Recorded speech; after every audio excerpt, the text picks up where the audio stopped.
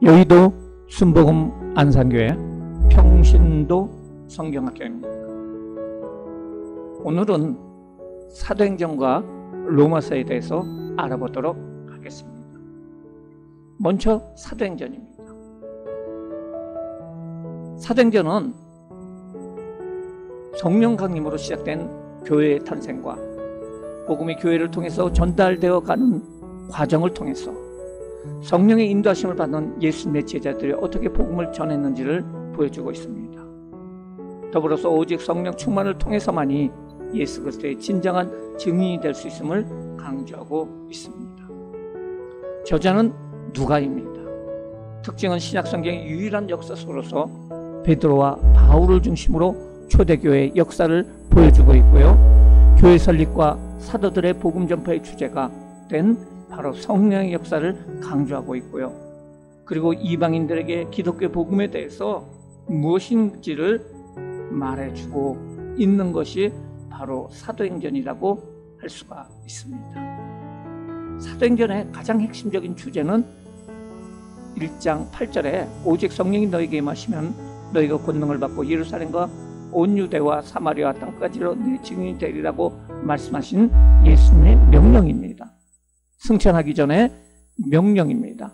이 명령에 따라서 제자들은 예루살렘에서의 교회를 세우고 유다와 사마리아에서의 교회를 세우고 그리고 땅끝까지 이르러 교회를 세우는 그 과정을 말해주고 있는데요. 1장에서 7장까지는 예루살렘에서의 복음 전파에 대해서 말해주고 있는데요. 바로 예수님의 제자들을 중심으로 사도들을 중심으로 세워진 예루살렘 교회에 대해서 말해주고 있고요. 8장서부터 12장은 그 성도들을 중심으로 세워진 유다와 사마리아에서의 복음 전파 교회에 대해서 이야기를 해주고 있습니다. 13장서부터 28장까지는 바로 땅끝까지 이르는 복음 전파로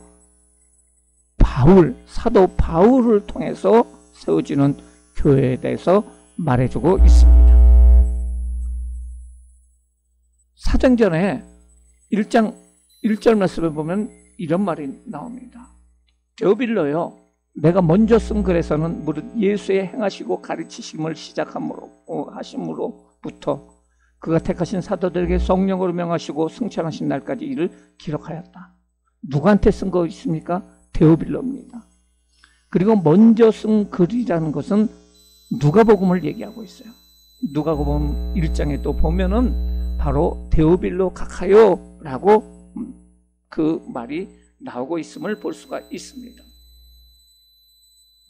그래서 데오빌로라는 로마의 높은 지위에 있었던 사람이 있었는데 그 사람이 예수를 믿고 났는데 이 사람에게 바로 예수님의 생애에 대해서 요약을 해서 보내준 것이 바로 누가복음이고 그리고 그 이후에 나타난 일에 대해서 기록한 것이 바로 사도행전이라고 할 수가 있습니다. 이 책에서 예수님께서 고난을 받으신 후에 확실히 많은 증거로 친히 살아나셨다, 부활하셨고요. 그리고 40일 동안 그들에게 보이셨어요. 예수님께서 부활하신 후 40일 동안 이 땅에 계셨다는 거예요. 그리고 하나님 나라의 일을 말씀하셨어요. 그리고 말씀하시기를 예루살렘을 떠나지 말고 아버지께서 약속하신 것, 즉 성령으로 세례를 받으라고 명령을 하십니다. 그들이 한 곳에 다 모였습니다. 예수님의 제자들이 한 곳에 다 모였을 때에 예수님께 여쭙니다. 주께서 이스라엘을 회복할 때가 이때입니까? 라고 얘기를 해요. 아직도 그 예수님의 제자들 중에서 예수님께서 정치적인 메시아로 와서 이스라엘의 그 억압받는 로마로부터 독립을 해서 왕으로서 이스라엘 나라를 세울 것을 생각하고 있는 사람들이 아직도 있었습니다. 그래서 이스라엘 나라를 회복할 때가 이때입니까? 라고 묻습니다. 이때 예수님께서는 때와 시기는 아버지께서 자기 권한에 두신 것이고 너희들은 오직 성령이 너희가 임하시면 너희가 권능을 받고 내 증인만 되어라 라고 예수님께서 말씀하십니다. 그리고 이 말씀을 마치시고 그들이 보는 데서 올려져 가니 구름이 그를 가리워 보이지 않게 되었다. 예수님께서 승천을 하셨다는 거예요. 예수님께서 승천을 하셨다.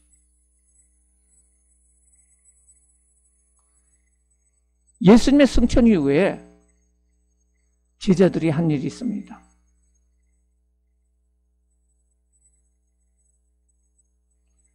제자들이 감람원이라는 산으로부터 예루살렘으로 돌아오니 이 산은 예루살렘에서 가까워 안식일에 가기 알맞는 산이다. 예수님이 승천하신 것이 감람원입니다. 감람산입니다. 겟세마네 동산이 있는 것이 감람산인데요. 그 이스라엘 성이 있으면은 바깥에 성 밖에 높은 산이 하나가 있어요. 그 산이 바로 감람산이에요. 감람나무, 올리브 나무를 그곳에 많이 심었다 해가지고 감람원이라고 하는데요. 그곳에서 예수님이 승천을 하셨어요. 그리고 제자들은 예루살렘으로 돌아오게 되고요. 그들이 자신들이 유하는 다락방으로 올라가게 됩니다. 그리고 거기 있는 데서 열심히 기도를 하게 되는데요. 그 중간에 그들이 먼저 한 일이 있었어요.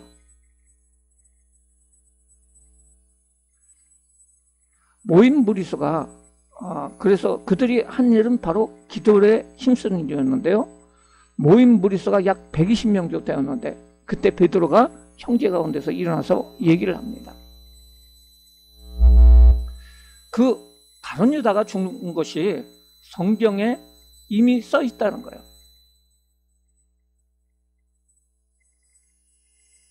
그런데 또 다른 성경에 보니까 시편에 보니까 그의 거처를 황폐케 하시고 거하는 자가 없게 하소서, 또 일렀으되 그의 직분을 타인이 취하게 하소서라고 성경에 기록되어 있다는 거예요.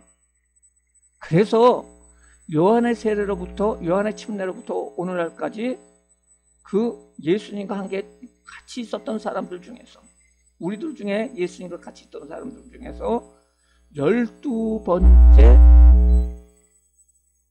제자 사도를 새로 뽑자라고 얘기를 해서 그들이 기도하는 가운데 제비를 뽑아서 마띠아를 11 사도의 수에 넣어서 12번째 제자로 선임을 하게 되었다는 거죠.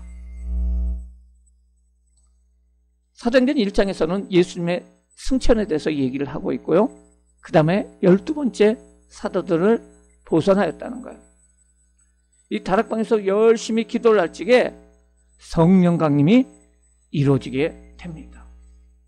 사도행전 2장 1절에 보면 오순절 날이 이미 이뤘을 때 그들이 다 같이 한 곳에서 모였더니, 다락방에서 모여서 그들이 기도를 하고 있던데 호련히 하늘로부터 급히하고 강한 바람 같은 소리가 있어 온 집에 가득합니다.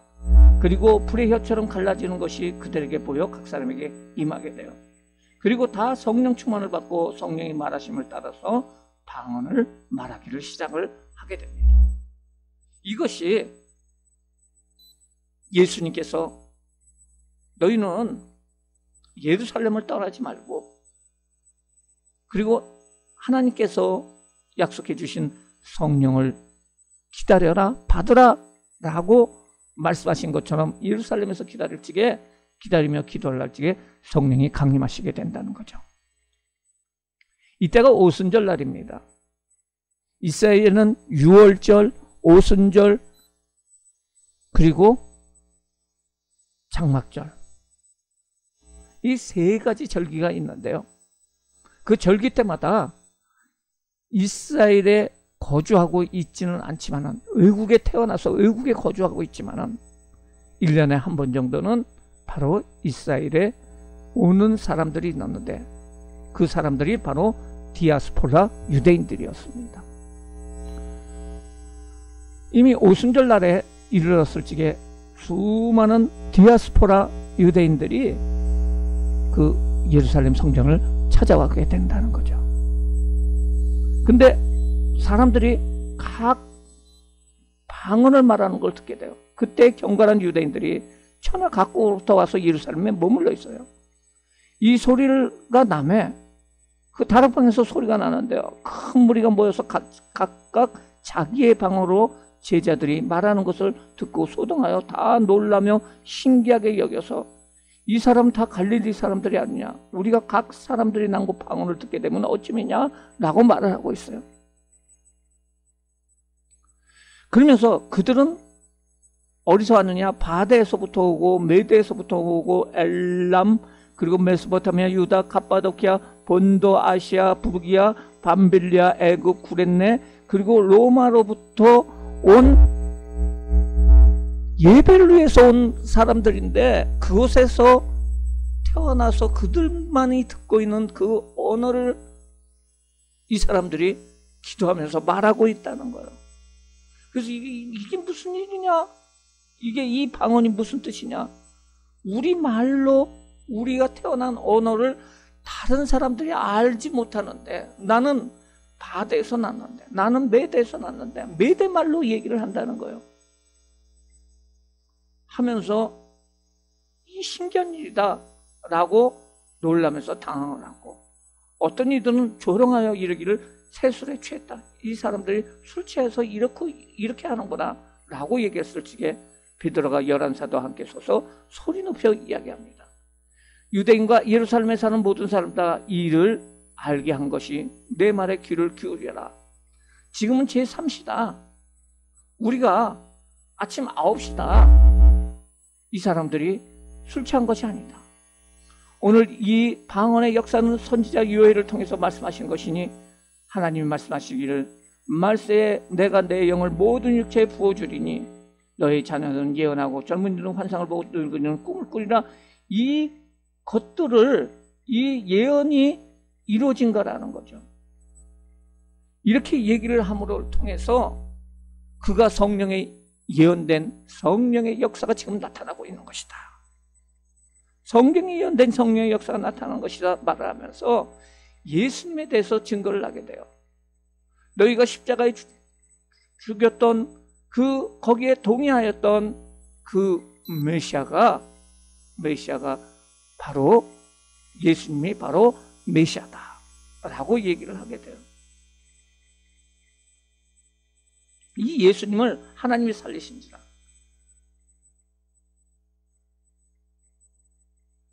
그런즉 이스라엘 온 집아 확실히 알라. 너희가 십자가에 못 박은 이 예수를 하나님이 주와 그리스도가 되게 하였느니라. 그랬더니 이 말을 듣고 마음이 찔러 베드로와 다른 사도들에게 이 사람들이 물어 이릅니다. 우리가 어찌 알고. 그랬더니 베드로가 말합니다. 너희가 회개하여 각각 예수 그리스도의 이름으로 침례를 받고 죄사함을 받으라. 그리하면 성령을 선물로 받을 것이라 하면서 여러 말로 권하여 그 구원을 얻으라고 말을 하는데, 이 말을 들은 사람들이 침례를 받았으니 그날에 신도의 수가 3,000명이 넘게 돼요. 그래서 세워진 것이 바로 초대교회라고 할 수가 있어요. 초대교회는 43절의 말씀에 보면은 사도 중심의 교회예요. 사람마다 두려워하는데 사도들로 말미암아 기사와 표적이 많이 나타나요. 사도들이 가르치고 사도들이 기적을 행하게 됩니다. 그리고 사도들의 가르침을 받아 교제하고 떡을 떼었어요. 그리고 물건을 통용을 했습니다. 그리고 모여가지고 성찬을 했고 날마다 모이고, 그리고 집에서 떡을 떼며 기쁨과 순전한 마음으로 음식을 먹고 하나님을 찬미하고 칭송을 합니다. 이것을 통해서 구원하는 사람들을 날마다 더하게 하는 그 초대교회의 모습을 볼 수가 있습니다. 이것처럼 사도들로 말미암아 기사와 표적들이 많이 나타나는데, 그 대표적인 기적에 대해서 이야기하고 있는 것이 바로 3장에 나오는 것이에요. 성전 미문에 기적이 일어나게 됩니다. 바로 안전뱅이가 걷는 기적이 일어나게 됩니다. 제9시기도 시간에 보통은 플러스 6을 해서 오후 한 3시 정도 기도 시간에 베드로와 요한이 성전에 올라가요. 거기에 보면은 나면서 못 걷게 된 사람들이 있는데요.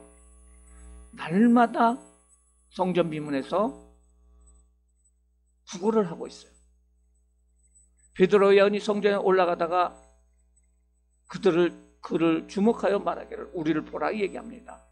그래서 이 안진뱅이는 무엇을 얻을까 하고 바라보게 됩니다. 그랬더니 베드로가 얘기합니다. 은과금은 내게 없다. 내게 있는 것을 내게 준다. 나사 예수의 이름으로 일어나 걸으라 했더니 그가 힘을 얻고 발목에 힘을 얻고 뛰어서서 걸으며 성전으로 들어가서 걷기도 하고 뛰기도 하며 하나님을 찬송하게 됩니다. 사람들이 깜짝 놀랍니다. 그가 본래 성전 미문에 구걸하던 사람인 줄 알고 놀라요.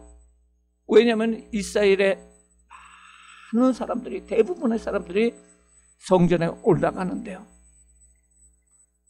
1년도 아니고 10년도 아니고 나이가 40세 정도 된 거의 20년 30년 동안 성전 비문에서 그 구걸하던 사람, 어떻게 보면은 성전의 마스코트와 같은 사람이 바로서 뛰어다니고 걷기도 하고 하나님을 찬양하는 모습을 그들이 봤다는 거예요.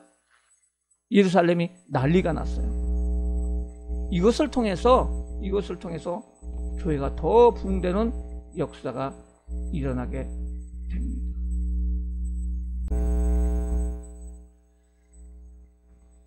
(3장 11절) 말씀에 보면은 사람들이 몰려옵니다. 나은 사람이 베드로와 요한을 붙잡으면서 이 사람이 나를 낫겠다 얘기를 하니까 모든 사람들이 크게 놀라면서 달려나가 솔로몬 행각이라는 곳에 모였게 돼요. 그래서 그 솔로몬 행각에서 그 넓은 광장에서 베드로가 설교를 하게 됩니다. 베드로는 이 기적에 대해서 이것이 내가 어떤 권능으로, 개인의 권능으로 또한 경건으로 이 사람을 걷게 한 것이 아니다. 바로 예수 그리스도를 통해서 이러한 일이 일어나게 되었다는 거죠. 그리고 이 기적은 예수 그리스도를 통해서 일어났고 예수님의 구속에 대해서 이야기를 해주게 됩니다. 사도들이 백성들의 말할 때 제사장들과 성전 맡은 자들과 사두개인들이 사람들이 모이는 것을 보고 예수 전하는 것을 싫어해가지고 잡아서 그리고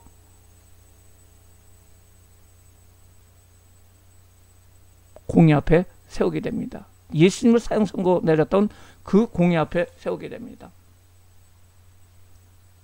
그러면서 사도들에게 묻습니다. 너희가 무슨 권세와 누구의 이름으로 이 일을 행하느냐? 그때 베드로가 성령 충만하여 말합니다. 만일 병자에 행한 착한 일에 대해서 일이 어떻게 구원을 받았느냐 우리에게 질문한다면 나사렛 예수 그리스도의 이름으로 이 사람이 건강하게 됐다. 그리고 예수의 이름만이 다른 이로서는 구원을 얻을 수 없으나 천하 만민에게 구원받을 만한 다른 힘을 너에게 준 일이 없다. 그러면서 예수의 복음만을 증거하게 돼요. 그랬더니 베드로와 요한이 담대하게 말함을 보고 본래 학식 없는 범인으로 알았다가 이상히 여겼습니다. 그런데 병든 사람을 보니까 비난할 말이 없어요. 그래서 그들에게 얘기합니다. 이것이 민간에게 더 퍼지 못하도록 위협하여 이 이름으로, 예수의 이름으로 아무에게도 말하지 말게 하자라고 해서 경고하면서 얘기합니다. 예수의 이름으로 말할 적에는 너희들을 죽여버리겠다는 거예요. 그랬더니 베드로와 요한이 말합니다. 하나님 앞에서 너희 말을 듣는 것이 하나님 말씀 듣는 것보다 옳은가 판단해봐라. 우리는 보고 들은 것을 말하지 아니할 수 없다라고 얘기를 하게 됩니다. 이때 표적으로 병 나은 사람은 한 40세 정도가 되었는데 사도들이 놓입니다. 교회에 있는 사람들이 한꺼번에 기도를 하게 돼요. 그때 다시 성령의 충만함이 임하게 되고요. 이 이후에 놀라운 하나님의 은혜 가운데서 믿는 자의 무리가 더하게 됩니다. 부자들이 자기 재산을 팔아가지고 가난한 사람들을 위해서 내놓으면은 사도들이 그 재산을 가지고 각 사람의 필요에 따라서 나눠주게 되었는데요. 바나바라는 사람이 그가 밭이 있었는데 팔아가지고 그 값을 가지고 사도들 발 앞에 두니까 사람들이 많이 칭송을 하게 되는 모습을 볼 수가 있어요. 아나니아라는 사람이 있고요. 아내가 삼비라와 더불어서 소유를 팔아서 그 값의 얼마를 감추고 그리고 사도들 발 앞에 둡니다. 소유를 팔아 헌신하면서 욕심이 들어오게 되고요. 그리고 거짓말을 하게 돼요. 이것이 전부 다 판 겁니다 라고 거짓말을 하게 될 때 그 부부가 죽게 됩니다. 베드로가 말합니다. 어찌하여 아나니아여 어찌하여 사단이 내 마음에 가득하여 내가 성령을 속이고 땅값 얼마를 감췄느냐. 5장 17절에 보면은 대제사장과 그에 함께 있는 사람 사두개인과 당파가 다 마음의 시기가 가득이 일어났어요. 그래서 사도들을 잡아다가 옥에 가두게 됩니다. 죽이려 할지 가말리엘이 얘기하기를 가말리엘이 이스라엘 사람들은 너희가 이 사람들에게 대하여 어떻게 하려는지를 조심하라. 이전에 드다가 일어나서 스스로 선전하되 사람이 약 400명이 따르더니 그가 죽임을 당함에 따르던 모든 사람들이 흩어져 없어졌다는 거죠. 내가 말하노니 이 사람과 상관하지 말고 버려두라. 이 사상이 사람으로부터 났으면 무너질 것이고 만일 하나님께로 났으면 우리가 도리어 대적하는 것이 될 것이다. 해서 그들이 옳게 여겨서 사도들 불러 채찍하고 예수의 이름으로 말하는 것을 금하고 하지 말라고 얘기를 합니다. 그러나 사도들은 능력받는 일에 합당한 자로 여김을 기뻐하면서 공약을 떠나게 됩니다. 그래서 그들이 날마다 성전에 있든지 집에 있든지 예수는 그리스도라 가르치기와 전도하기를 그치지 않다라고 얘기하고 이들이 전도를 위해서 성전에 올라갔어요. 그리고 안식일 다음 날 주일날에는 그 다락방 집에서 모여가지고 이 집이라는 건 교회입니다. 그래서 그곳에서 바로 찬양을 하고 그리고 하나님 말씀을 듣는 예배를 드리는 모습을 볼 수가 있습니다. 그때 제자가 더 많아졌는데 헬라파 유대인들이 자기의 과부들이 매일의 구제에 빠짐으로 히브리파 사람들을 원망하게 돼요.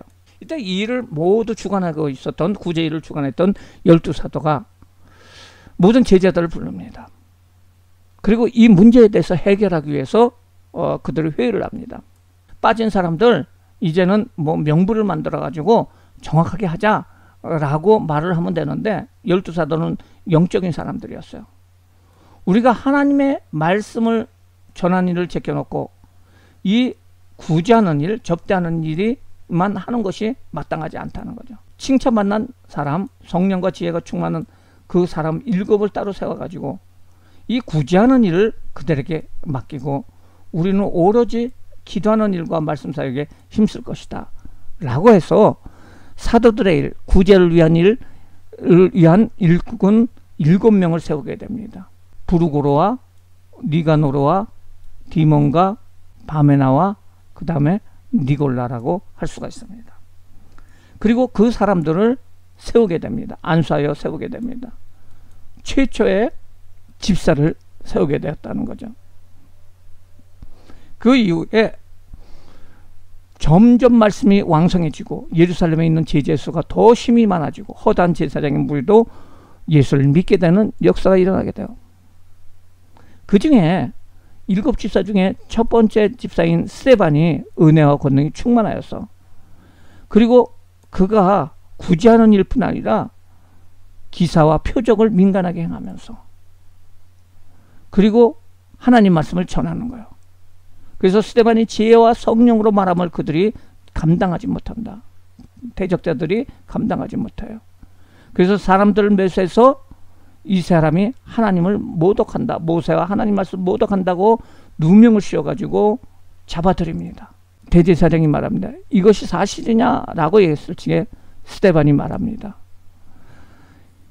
아브라함서부터 시작을 해서 다윗까지의 모든 역사를 그가 쭉 얘기를 하면서 예수 그리스도에 대해서 그가 말합니다.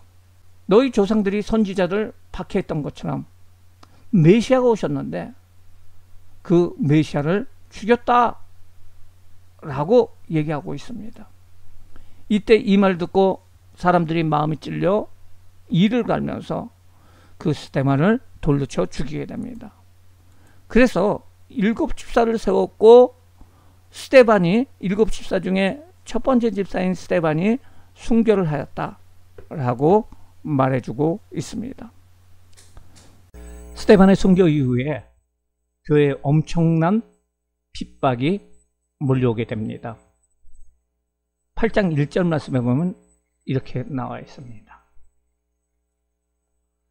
그날에 예루살렘에 있는 교회에 큰 박해가 있어 사도 외에는 다 유다와 사마리아 모든 땅으로 흩어지리라. 이 흩어진 사람들이 나가서 복음을 전파하게 됩니다. 그 흩어진 사람들이 두루 다니며 복음의 말씀을 전하게 되었다고 4절에 얘기를 하고 있어요. 그 중에 대표적인 사람이 바로 빌립 집사라고 할 수가 있습니다. 빌립이 사마리아 성에 내려가 그리스도를 백성들에게 전파하게 됩니다. 그리고 빌립을 통해서 표적을 행해집니다. 더러운 귀신들이 소리를 지르며 나가고 많은 중풍병자 못 걷는 사람이 나가게 되고요. 그 사마리아 성에 큰 기쁨이 있었다는 거죠. 주의 사자가 빌립에게 나타나서 말합니다.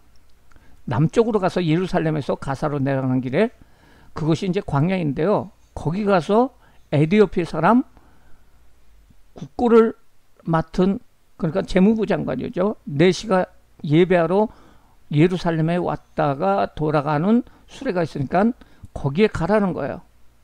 성령이 빌립더러 이르되 수레로 가까이 가라 해서 그 말씀을 해석을 해주면서 이 성경 구절이 바로 예수 그리스도다라고 얘기를 하고요. 그 다음에 예수를 믿게 됩니다. 복음을 전파하게 되고요. 그 다음에 침례를 베풀게 됩니다. 그리고 이 에디오피아 내시가 자기 고향에 들어가서 높은 지위에 있으니까 이 예수의 복음을 전하게 되고요. 그 나라 자체가 예수를 믿는 나라가 됐고요. 지금 현재도 에디오피아의 과반수 이상은 고대 기독교 형태의 종교가 지금 실존하고 있습니다. 이것처럼 예루살렘과 사마리아에서 교회가 세워지는 거예요. 특별히 이 사역의 중심에 빌립 집사가 이 사역을 감당하게 되고요. 곳곳에 유다와 사마리아 곳곳에 교회가 세워지는 일들이 일어나게 됩니다. 9장으로 넘어가서는 이 사울이라는 사람이 예수를 믿게 되는 역사가 나타나게 됩니다. 사울이 주의 제자들에 대하여 여전히 의혹과 사기가 등등하여 대제사장에 가가지고 다메섹에 가는 회당에 가져갈 공문, 그러니까 체포영장을 청합니다. 그 사울이 길을 가다가 다메섹에 가까이 갔을 적에 호련히 하늘로부터 큰 빛이 있고, 그리고 하늘에서 음성이 들립니다. 사울아 사울아 내가 어찌하여 나를 박해하느냐, 이렇게 얘기를 하는 거예요. 그때 사울은 얘기합니다. 주여 누구십니까? 나는 내가 박해하는 예수다 라고 얘기를 하고 있습니다. 사실은 교회를 박해를 한 거 아닙니까? 교회 성도를 박해를 했는데 예수님께서 나타나셔가지고 내가 나를 박해한다 라고 얘기를 하고 있어요. 교회와 예수님은 한 몸이라는 거죠. 그리고 이 사울이 예수님을 직접 만나게 되고요. 눈이 멀게 돼요. 그때 아나니아 집에 가가지고, 여기서는 아나니아는 앞에 나오는 아나니아 삽비라의 그 아나니아가 아닙니다. 다른 아나니아입니다. 그 아나니아가 안수를 해줌으로 말미암아 그 눈이 꺼풀이 벗겨지게 되고요. 다시 보게 됩니다. 그리고 사울은 바로 전도를 하게 됩니다. 그리고 예루살렘으로 가는 모습을 볼 수가 있어요. 사울이 회심하는 것입니다. 이 사울은 다시 나중에 바울이라는 이름으로 나타나게 되는데요. 사울이 바울로 변한 것이 아니라 원래 히브리 이름은 사울이고요. 헬라적 이름은 바울이라고 할 수가 있어요. 그 다음에 9장 32절서부터는 베드로의 유다 사역이 나오는데요. 베드로가 루다에서 중풍병자를 고치게 되고요. 욥바에서 죽은 다비다를 살리게 됩니다. 그때 백부장이었던 로마 백부장이었던 고넬료가 베드로를 철하게 되고요. 고넬료 가정에 베드로가 가서 말씀을 전할 적에 성령이 임하게 되고요. 이방인에게 처음 성령이 임하게 되고요. 그것에 대해서 베드로가 예루살렘 교회에다가 보고하는 모습을 볼 수가 있어요. 즉 9장서부터 11장까지는 바로 베드로의 유다 지역에서의 사역을 얘기를 하고 있습니다. 11장 19절에 보면은 안디옥 교회가 형성이 된다고 나옵니다. 안디옥 교회는 참 중요한 교회입니다. 한번 말씀을 보도록 하겠습니다. 11장 19절 말씀에 보면은 그때 스데반이 죽는 일로 일어난 환란으로 말미암아 사람들이 흩어졌다고 얘기를 했죠.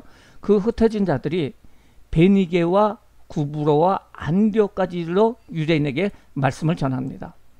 자, 베니게, 구브로, 안디옥. 베니게, 구브로, 안디옥까지 이르러 하나님 말씀을 전하게 된다는 거예요. 근데 이 사람들이, 유대인들이 그 복음을 전할 적에 대상자는 누구냐면은 같은 유대인이었어요. 근데 안디옥에 가가지고 우리도 이제 보면은 그 필리핀처럼 사람처럼 생긴 한국인이 있잖아요. 또 미국 사람처럼 생긴 한국인이 있잖아요. 이것처럼 유대인인 줄 알고 복음을 전했는데 사실은 외국인이었어요. 그런데 그 사람이 예수를 믿게 되었어요. 그리고 스스로 전도를 해서 교회가 형성이 되는 모습이 나타나게 됩니다.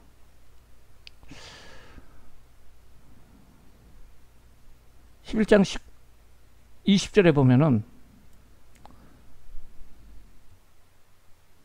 그 중에 구브로와 구레네 몇 사람이 안디옥에 이르러 헬라인에게도 말하여 주 예수를 전파하게 됩니다. 주의 손이 그들과 함께 하심에 수많은 사람들이 믿고 주께로 돌아요. 이방인들이 주께로 돌아오게 됩니다. 예루살렘 교회가 이 사람들의 소문을 듣고 바나바를 안디옥까지 보내게 됩니다. 사실 예루살렘에 있는 교회에 있는 사도나 그 성도들은 그 이방인들은 예수를 믿어서는 안 된다고 생각을 했어요. 근데 그 전에 무슨 사건이 일어납니까? 바로 베드로를 통해서 로마 백부장이 예수를 믿는 사건이 발생이 되잖아요. 그래서 바로 하나님께서는 이방인에게도 복음을 전파하시는구나 라는 것을 그들이 깨닫게 돼요. 그 이후에 안디옥에 교회가 세워지게 돼요. 그러니까 그 교회가 그냥 세워진 것을 보고 바나바를 보내가지고 그래서 그곳에서 말씀을 전하도록, 말씀에 든든히 쓰도록 얘기를 하게 됩니다. 그래서 예루살렘에 있던 바나바가 안디옥으로 가게 되는데요.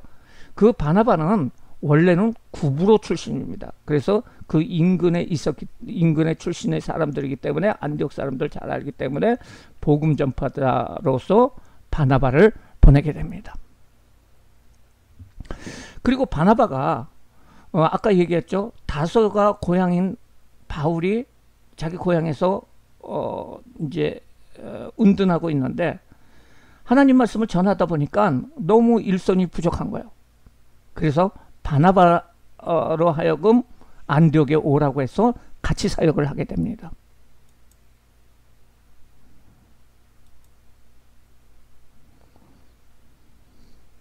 그가 이르러 하나님의 은혜를 보고 기뻐하며 모든 사람에게 굳건한 마음으로 주와 함께 머물러 있으라 권하니 바나바는 착한 사람이라 성령과 믿음이 충만한 사람이라 이에 큰 무리가 주께 더하였다는 거예요. 그래서 혼자 가르치기가 힘들어요. 바나바가 사울을 찾으러 다소에 가서 만남에 안디옥에 데리고 와서 둘이 교회에 1년간 모여서 큰 무리를 가르쳤을 때 제자들이 안디옥에서 비로소 그리스도인이라 일컬음을 받게 되고요. 그 중에 수많은 사람들의 제자가 생기게 되는 모습을 볼 수가 있어요. 그래서 최초의 이방인의 교회 안디옥 교회가 형성이 되게 됩니다. 그리고 12장에는 다른 사건이 나오는데요. 야고보가 죽게 됩니다. 예수님의 제자였던 그 야고보가 순교를 하게 됩니다. 그때 헤롯 왕이 손을 들어 교회 중에 몇 사람을 해하려 하여 요한의 형제 야고보를 칼로 죽이니 유대인들이 이 일을 듣고 너무 기뻐하는 거예요. 그래서 베드로도 이제 죽이기 위해서 잡아가지고선 옥에 가둡니다. 이때 하나님께서 놀랍게 기적을 베풀어 주셔서 그 베드로가 그곳에 옥에서 빠져나오게 됩니다. 이제 이방인의 교회로, 이방인들로 구성된 교회로 형성된 그 안디옥 교회에 놀라운 일이 발생이 됩니다.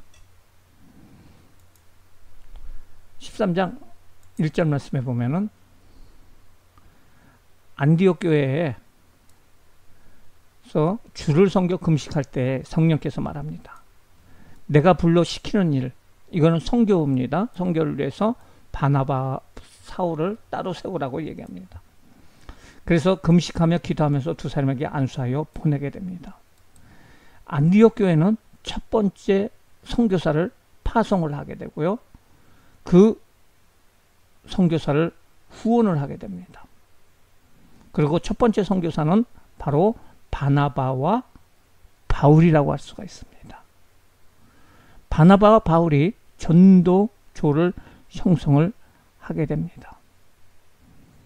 그리고 처음에는 이 구브로 섬으로 가게 됩니다. 구브로 섬에 가가지고요, 살라미를 지나서 바보에 들어가게 되는데 거기서 총독이 예수를 믿게 됩니다. 12절 말씀에 보면 이에 총독이 그렇게 된 것을 보고 믿으며 주의 가르침을 놀라게 여겼더라. 바나바와 그 바울이 전도했던 그 구브로에서 일어난 사건입니다.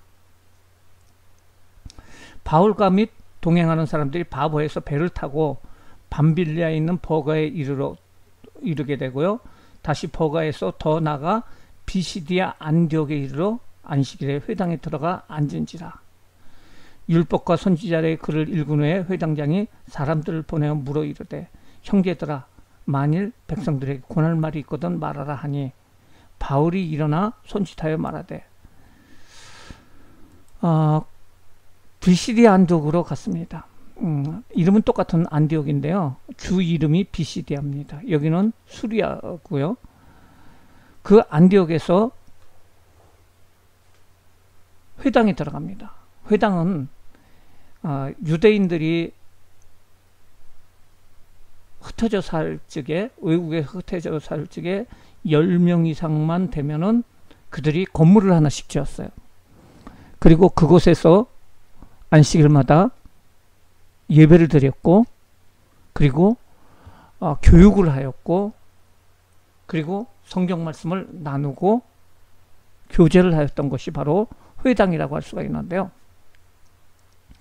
바나바와 바울은 전도를 할 적에 먼저 그 지역에 있는 유대인들에게 먼저 복음을 전했고요. 그 후에 이방인들에게 복음을 전하는 모습을 볼 수가 있습니다. 이 비시디아 안디옥에서 전도를 하는데요. 바울은 회당에 들어가서 설교를 하게 됩니다. 그리고 예수 그리스도에 대해서 증거를 하게 돼요.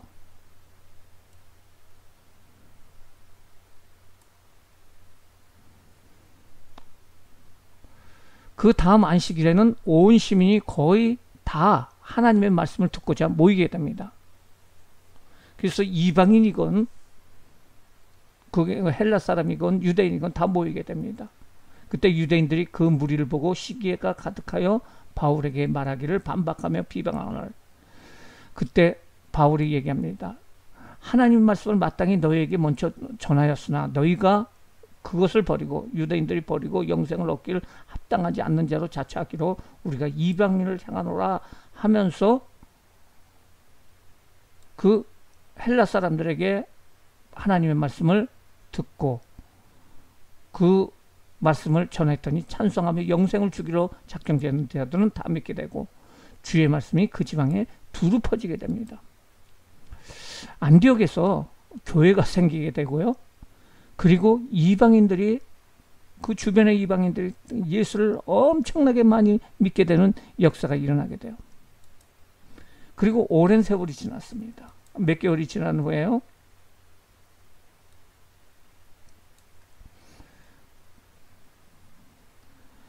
바울과 바나바를 박해를 하고 지역에서 내쫓습니다. 그래서 두 사람이 이고니온으로 가게 됩니다. 제자들은 기쁨과 성령이 충만하더라. 그래서 이 지역에 교회가 생기고 그 다음에 이고니온으로 가게 돼요. 이고니온에서 다시 또 전도가 이루어지면서 교회가 세워지는데요. 이에 이고니온에서 두 사람이 함께 유대인의 회당으로 들어갔어요. 선교 전략이죠. 먼저 유대인 회당에 가고요. 유다 헬라의 허단 무리가 믿게 됩니다.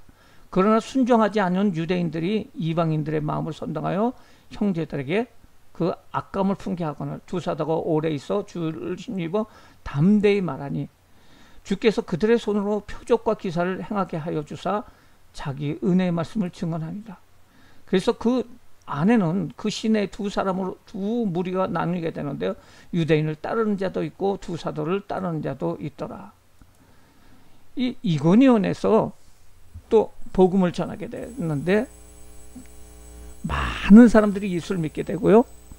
그런데 정통 유대인들이 이 바울을 반대를 합니다. 그래서 두 가지 부류가 생기게 되고요. 예수님을 믿고 교회에 오는 사람들이 있는가 하면은 유대교를 따르는 사람들이 있었다라고 얘기를 합니다. 그리고 오랫동안 하나님의 말씀을 전하게 되고요. 여기는 여러 가지 표적과 기사가 일어나는 모습을 보게 됩니다. 비시디 안독에서 쫓겨나서 이고니온으로 오게 되는데요. 다시 또 이고니온에서 쫓겨나게 됩니다. 그래서 루스드라로 가는 모습을 볼 수가 있어요.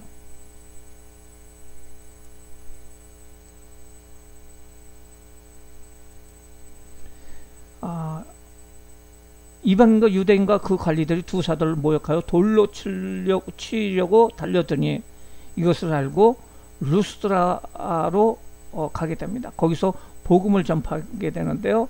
특별히 기적을 베풀게 됩니다. 발을 쓰지 못하는 그 한 사람이 앉아있는 것을 보고 바울이 그 사람을 걷게 합니다. 이런 기적을 통해서 교회가 세워지는데요.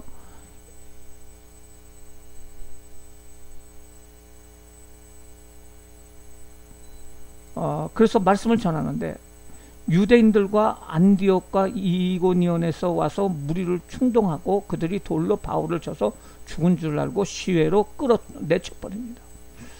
여기 있는 데서도 루스드라에서도 교회가 세워지고 하나님 말씀이 증거된다는 소문을 듣고 이 안디옥과 이고니온에 있었던 그 유대인들이 쫓아가가지고 바울을 돌로 쳐가지고 죽은 줄 알고 성 밖으로 내버리게 됩니다. 이런 사건들이 일어나게 되고요. 바울이 다시 일어나 가지고 성에 들어가게 되고요. 다시 더베로 가게 되는 모습을 볼 수가 있어요. 그래서 1차 세계 전도 여행이 거의 한 2년 정도 이루어졌는데요. 안디옥에서 교회를 세우고요. 이고니온에서 교회를 세우고 루스드라에서 교회를 세우고 더베에서 교회를 세우는 역사가 일어나게 되고요. 이 모든 것이 다 끝난 후에 이 길을 통해서 바로 와도 되는데 다시 돌아가게 됩니다. 14장 21절 22절에 보면은 이렇게 나와요. 복음을 그 성에 전하여 많은 사람을 제자로 삼았으니 루스드라와 삼고 루스드라와 이고니온과 안디옥으로 돌아가서 제자들의 마음을 굳게 하고 이 믿음에 머물러 있으라고 권하고 우리가 하나님 나라에 들어가려면은 많은 환난을 겪어야 한다고 이렇게 가르치고요. 각 교회의 장로들을 택하여 금식기도 하며 그들을 위하여 그 믿음의 일을 위탁을 합니다. 그리고 다시 돌아오게 됩니다. 그리고 안디옥 돌아와가지고 안디옥 교회에 돌아와가지고 하나님이 함께 행하신 모든 일과 이방인들에게 믿음을 여신 것을 보고를 하게 됩니다. 그러면서 그곳에서 오랫동안 있게 되었다. 다시 돌아왔다라는 것이 오늘 1차 세계 전도여행의 내용이라고 할 수가 있습니다. 근데 문제가 발생이 됩니다. 15장에 보면은 어떤 사람이 유대로부터 내려와 형제들을 가르치되 너희가 모세의 법대로 할례를 받지 아니하면은 능히 구원을 받지 못하리라. 바울과 및 바나바와 그들 사이에 적지 않은 다툼과 변론이 일어난지라. 형제들이 이 문제에 대하여 바울과 바나바 및 몇 사람을 예루살렘에 있는 사도와 장로들에게 보내기로 작정하니라. 이 안디옥 교회에 아주 이상한 일이 생겨요. 예루살렘으로부터 온 어떤 유대인이, 예수 믿는다는 유대인이 와가지고 하는 얘기가, 예수를 믿더라도 너희들이 이방인이지만은 할례를 받아야 되고 율법을 지켜야 된다 라고 얘기를 합니다. 그것 때문에 교회가 많이 흔들리게 돼요.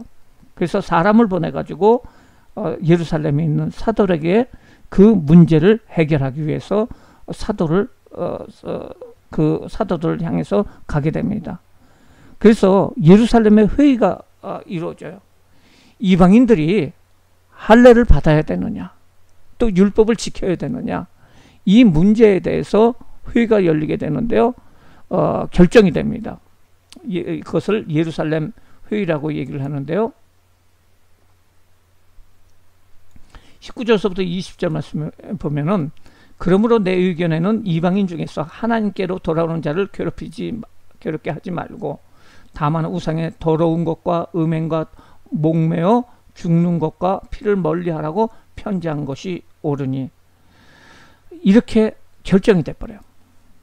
그래서 이방인들은 할례를 받지 않아도 된다. 그리고 율법을 다 지키지 않아도 되지만은 예외적으로 우상의 더러운 것과 우상의 그 예물을 먹는 것과 그 다음에 음행하는 것과 목매어 죽인 것을 먹는 것과 피째 먹는 것, 이것에 대해서는 최소한 그 이방인들은 지켜야 된다. 나머지 할례는 받지 않아도 된다 라고 예루살렘 성에서 예루살렘의 그 사도들 회의에서 결정이 돼 가지고 그것을 공포하게 됩니다. 그것이 15장에 나와 있는 예루살렘 회의라고 할 수가 있는데요. 이방인들에게 어디까지 율법을 지켜야 되느냐, 그 문제를 교통정리한 회의라고 할 수가 있습니다. 이것이 1차 전도여행 이후에 바울이 행하였던 일이라고 할 수가 있습니다. 이제 2차 전도여행을 떠나게 됩니다. 이 안디옥에서 이번에는 배를 타지 않고 그 육로로 해서 더베와 루스드라와 이고니온과 비스디아 안디옥으로 가서 교회들을 다시 한번 돌아보게 됩니다.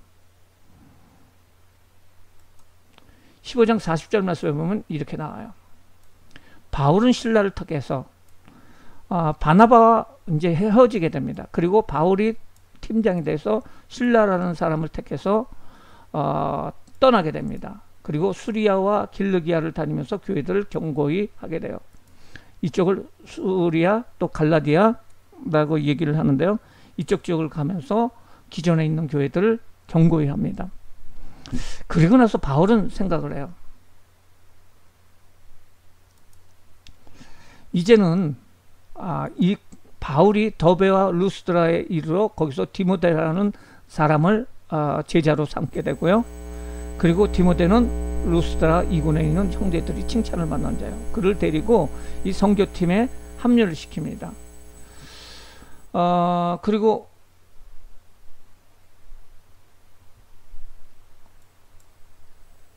성령이 6절 말씀에 성령이 아시아에서 말씀 전하지 못하게 하거늘 그들이 부르기아와 갈라디아 땅으로 다니다가 무시아 앞에 이르러 비두니아로 가고자 애쓰되 예수의 영이 허락하지 않니라. 이쪽에서 교회를 세웠으니까 더 위쪽이나 그렇지 않으면 무시아 쪽이나 다른 쪽에다가 교회를 세우고자 하는 그런 확대된 영역에서 이 소아시아 지역에 교회를 세우고자 하는 계획을 바울은 가지고 있었어요. 근데 아시아 전도가 막혀버립니다. 그래서 계속 전도를 못하고 계속 그 서쪽으로 가는데 어디로 가느냐면 드로아라는 곳으로 가게 돼요. 드로아는 지금의 지명으로는 트로이입니다. 트로이 목마 아시죠? 그곳에 도착을 하게 되겠는데요. 이곳이 이제 바닷가 앞이에요. 그런데 어떤 일이 발생이 되느냐면요.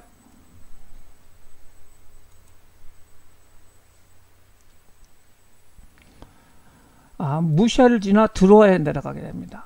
밤에 환상이 바울에게 보이니 마게도냐 사람이 하나가 서서 그에게 청하여 이르되 마게도니아로 건너서 우리를 도와라 하거늘 바울이 이 환상을 보았을 적에 우리가 곧 마게도니아에 떠나기로 힘쓰니 이는 하나님께서 저 사람들에게 복음을 전하라 우리를 부르신 줄 인정함이라. 이쪽 지역을 유럽 지역이고 이쪽은 아시아 지역인데요. 이 그리스 지역의 위쪽을 마게도니아라고 얘기를 했어요. 그 당시에는. 그런데 드로아에 갔는데 환상이 보이는 거예요. 그런데 이쪽 유럽 사람, 마게도니아 사람이 손을 흔들면서 우리를 와서 도와달라고 그렇게 환상이 보이는 거예요. 아, 그렇구나. 하나님께서 이곳에 선교를 못하게 한 것이 이번 선교는 바로 이 그리스 지역으로 가가지고 복음을 전하는 거구나 라고 해서 그들이 배를 타고선 빌립보에 들어가게 됩니다. 빌립보는 이 유럽의 첫 번째 성이었어요. 이곳에서 자주장수인 자주색 옷감을 팔고 있었던 루디아를 만나게 되고요. 그에게 복음을 전하게 되고 그가 예수를 믿게 됨으로 말미암아 루디아의 집이 바로 빌립보 교회가 되는 모습을 볼 수가 있습니다.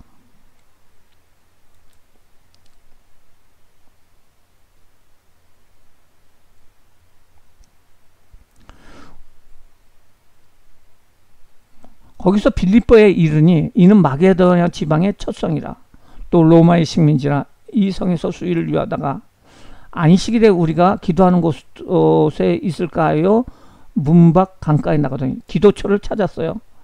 거기에서 모인 여자들에게 말하되 말을 하는데 두아디아시에 있는 자색 공장 자색 옷감 장수로서 하나님을 섬기는 루디아라는 한 여자를 만나게 되고요. 그의 마음문을 열어서 바울의 말을 따르게 한다. 예수를 믿게 되었어요.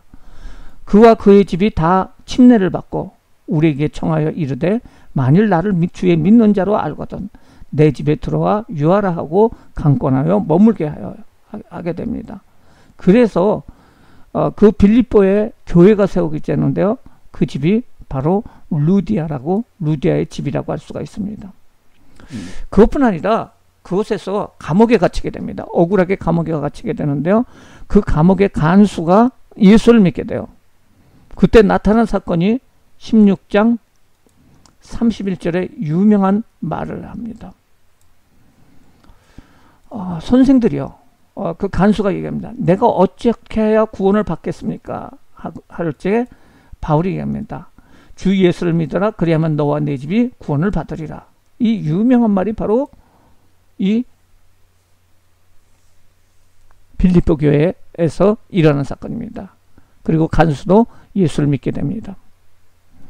그리고 나서 데살로니카로 가게 됩니다. 7장 2절 말씀에 보면은요. 그들이 암비볼리와 아볼리나크를 건너서 데살로니카에 이르니 거기 유대인의 회당이 있더라. 바울이 자기의 관례대로 거기에 들어가서 새 안식일에 성경을 가지고 강론하며 뜻을 풀어 그리스도가 해를 받고 죽은 자 가운데서 다시 살아나야 할 것을 증언하며 이르되 내가 너에게 전하는 이 예수가 곧 그리스도라 하니 많은 사람들이 예수를 믿게 됩니다. 그러나 유대인들이 와가지고 때를 지어 소동을 일으키게 돼요. 그래서 3주간 이 빌립보에서는 조금 몇 달 동안 있어가지고 교회를 든든하게 세웠는데요. 그 데살로니카에 가가지고 교회를 세웠는데 3주간 복음을 전하는데 반대 세력들이 와가지고 핍박을 하는 거예요. 그래서 어디로 도망가느냐면 베레아로 가게 돼요. 그 베레아에서 또 교회를 세우게 됩니다. 11절 말씀에 보면 이렇게 나와요. 베레아에 있는 사람들은 데살로니카에 있는 사람들보다 더 너그러워서 간절한 마음으로 말씀을 찾고 이것이 그런가요? 날마다 성경을 상고하니라. 그래서 그곳에 또 교회가 세우게 되고요. 그 베레아에서 이 데살로니카에서 그 바울을 반대했던 사람들이 다시 와가지고 바울을 죽이려고 하니까 그 아테네를 거쳐가지고 고린도로 가게 됩니다. 그리고 고린도에서 교회가 이루어지게 됩니다. 18장 1절입니다. 그 후에 바울이 아덴을 떠나 고린도에 이르러 아굴라라는 본도에서 난 유대인 한 사람을 만나니 그 안에 부르시길라 함께 이달리아로부터 새로운지라. 바울이 그들과 감에 생업이 같으므로 함께 일을 하니 그 생업은 천막을 만드니라. 안식일마다 바울이 회당에서 강론하며 유대인과 헬라인을 권면하니라. 여기에서 바울이 부르시길라와 아굴라를 만나게 돼요. 그리고 그냥 선교사로서 그냥 그곳에서 복음만 전한 것이 아니라 낮에는 일을 하게 돼요. 그래서 천막 만드는 일, 이거는 건축일 비슷한 건데요. 이런 일을 하면서 시간 나는 데마다 날 때마다 복음을 전하는 일을 하게 되었는데요. 그때 생긴 교회가 바로 고린도 교회입니다. 고린도에서 하나님 말씀을 전하는데요. 놀랍게 하나님께서 역사를 하시는 거예요. 그래서 9절 말씀에 보면은 하나님께서 얘기합니다. 밤의 환상 가운데 얘기하기를 여기에는 두려워하지 말고 침묵하라. 이 성중에는 내 백성이 많으니라 라고 말씀을 하세요. 그래서 1년 6개월에 머물면서 하나님 말씀을 전하게 됩니다. 그리고 고린도 교회가 든든히 서게 됩니다. 2차 세계전도행은 기존의 1차 세계전도행 때 세운 교회를 돌보고 그 다음에 빌립보 교회, 그리고 데살로니가 교회, 베레아 교회, 고린도 교회, 제일 중요한 교회는 바로 고린도 교회라고 할 수가 있어요. 1년 6개월 동안 있었으니까요. 이것이 바로 2차 세계전도행이라고 할 수가 있습니다. 그리고 나서 바로 예루살렘으로 돌아오게 됩니다. 그리고 바울이 안디옥으로 다시 돌아오게 되는데요. 이 고린도 교회가 비었잖아요.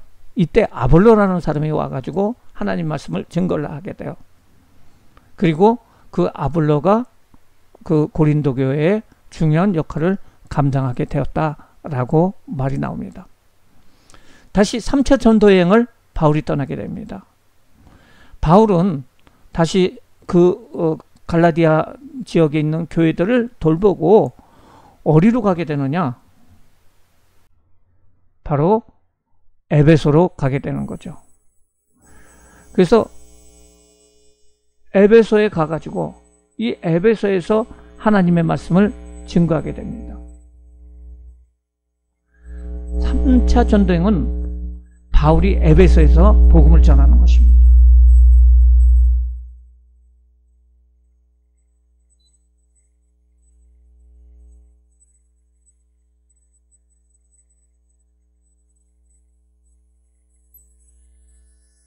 바울이 회당에 들어가 석 달 동안 담대히 하나님 말씀을 과 나라에 대해서 강론하고 권면하니 어떤 사람들은 그것을 비방하고 어떤 사람들은 그것을 따르고 해서 결국 바울이 따로 나가가지고 두란노 서원에서 날마다 강론을 하게 됩니다.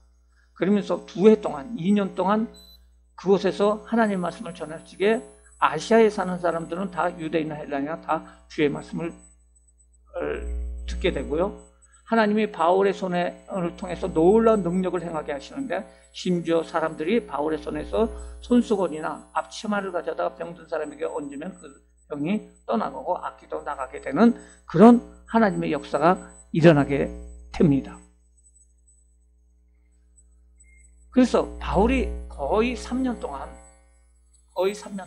에베소에서 하나님의 말씀을 전하게 됩니다.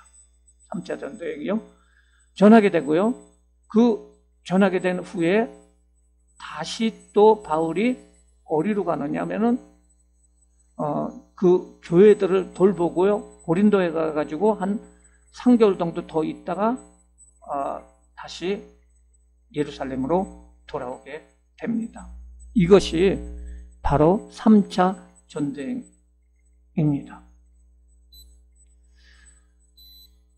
3차 전도행에서 끝나고선 바울은 예루살렘에 도착하게 됩니다. 그래서 1차, 2차, 3차 전도행이 모두 합해서 한 20년 정도 걸렸다고 이렇게 볼 수가 있는데요. 그리고 예루살렘에 도착을 하게 되는데요. 예루살렘에서 바울이 체포가 됩니다. 바울이 원래는 3차 전쟁 때 고린도를 가가지고 고린도에서 로마서를 쓰면서 그 바울이 로마에 가가지고 복음을 전하고, 그리고 바울이 다시 서바나까지 땅끝까지 가기를 원했어요. 그런데 바로 이 로마로 갈 수도 있었지만은 이쪽 이스라엘 지역에 극심한 가뭄이 들었어요. 그래서 이쪽 본인이 세운 그 교회들을 돌아가면서 구제비를 받아다가 이쪽 예루살렘에 있는 교회에 전달하기 위해서 예루살렘으로 들어가게 됩니다. 이 사역이 끝나면은 바로 로마로 가려고 그런 생각을 하고 있었는데 바울이 체포되게 됩니다. 21장 27절 말씀입니다.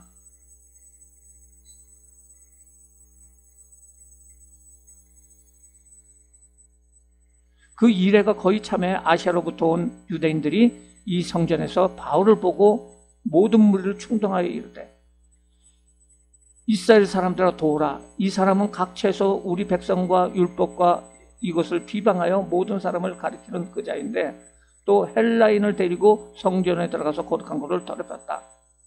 이에 그들이 전에 온 성이 소동을 했어요. 그리고 백성이 달려가 바울을 잡아 성전 밖으로 끌고 나가자 하여 문을 닫았어요. 그들이 바울을 죽이려 할 때에 온 예루살렘이 요란하다는 소문에 군대 천부장에게 들립니다. 로마 천부장에게 들리게 되고요. 그가 급히 군인들과 백부장을 건들고 달려 내려가서 바울을 데리고 옵니다. 바울을 계속 매로 쳤던 것 같아요. 그 친이라. 그래서 바울을 잡아다가 쇠사슬로 결박하라 해가지고 올라가게 됩니다. 감옥으로 올라가게 되는데요. 그때 층계에서 바울이 얘기를 하는 거예요.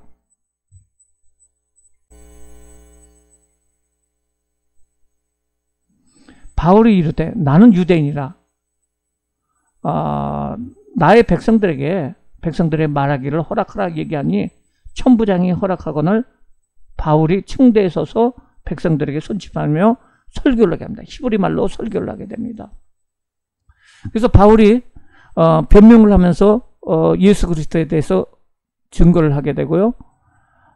그리고 나서 22장 30절에 보면은 바울이 공회 앞에 서게 돼요. 이트달 천부장은 유대인에게 무슨 일로 그를 고발하는지 진상을 알고자 하여 공회를 모으게 되고요. 바울을 데리고 가서 그 앞에 세우게 됩니다. 그리고 바울은 그 예루살렘 공회, 이스라엘 공회 앞에 그 대제사장들과 그 유대인들이 있는 곳에서, 바리새인과 사두개인들이 있는 곳에서 증언을 하게 됩니다. 증언은 증언이지만 바로 예수 그리스도에 대해서 설교를 하게 되는 거죠. 이런 일이 있은 후에 그 공회 사람들이 그 바울을 죽이려고 하지만은 로마 사람들이 바울을 데리고 있으니까 그들이 생각을 합니다. 바울을 암살하고자 얘기를 합니다. 대제사장들과 장로들에게 말하였되 우리가 바울을 죽이기 전에는 아무것도 먹지 않기로 굳게 맹세하였다. 그러니까 공회에 사람들을 보내요. 바울을 우리에게 데리고 오면은 그가 가까이 오기 전에 암살해 버리겠습니다. 죽이겠습니다. 이렇게 얘기를 해요. 그런데 그것을 바울의 생질이 조카가 그 말을 듣고선 바울에게 알려주고요. 바울이 천부장에게, 백부장을 통해서 천부장에게 알려주게 됩니다. 그래서 급하게 바울은 예루살렘에서 가이사라로 이송이 돼버려요. 로마 군인의 본대가 주둔하고 있던 곳이 가이사라예요. 총독이 있었던 곳이 바로 가이사라인데 예루살렘에는 1000명의 군사가 있었어요. 그래서 천부장이 있었는데 바울을 급히 가이사라로 이송을 하게 됩니다. 그리고 그 바울이 벨렉스 총독 앞에 서게 됩니다.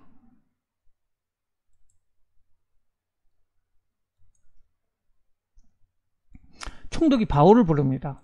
총독이 바울에게 머리를 펴시며 말하라 하니 대답하되 바울이 쭉 설교를 해요. 변명을 하고요.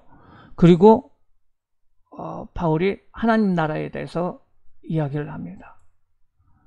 바울이 의와 절제와 장차올 심판을 강론하니 벨릭스가 두려워하여 대답하되 지금은 가라. 내가 틈이 있으면 너를 부르리라.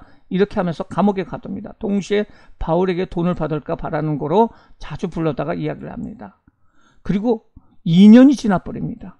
2년이 지난 후에 베스도가 그 벨렉스 총독이 대신에 베스도가 오게 되고요.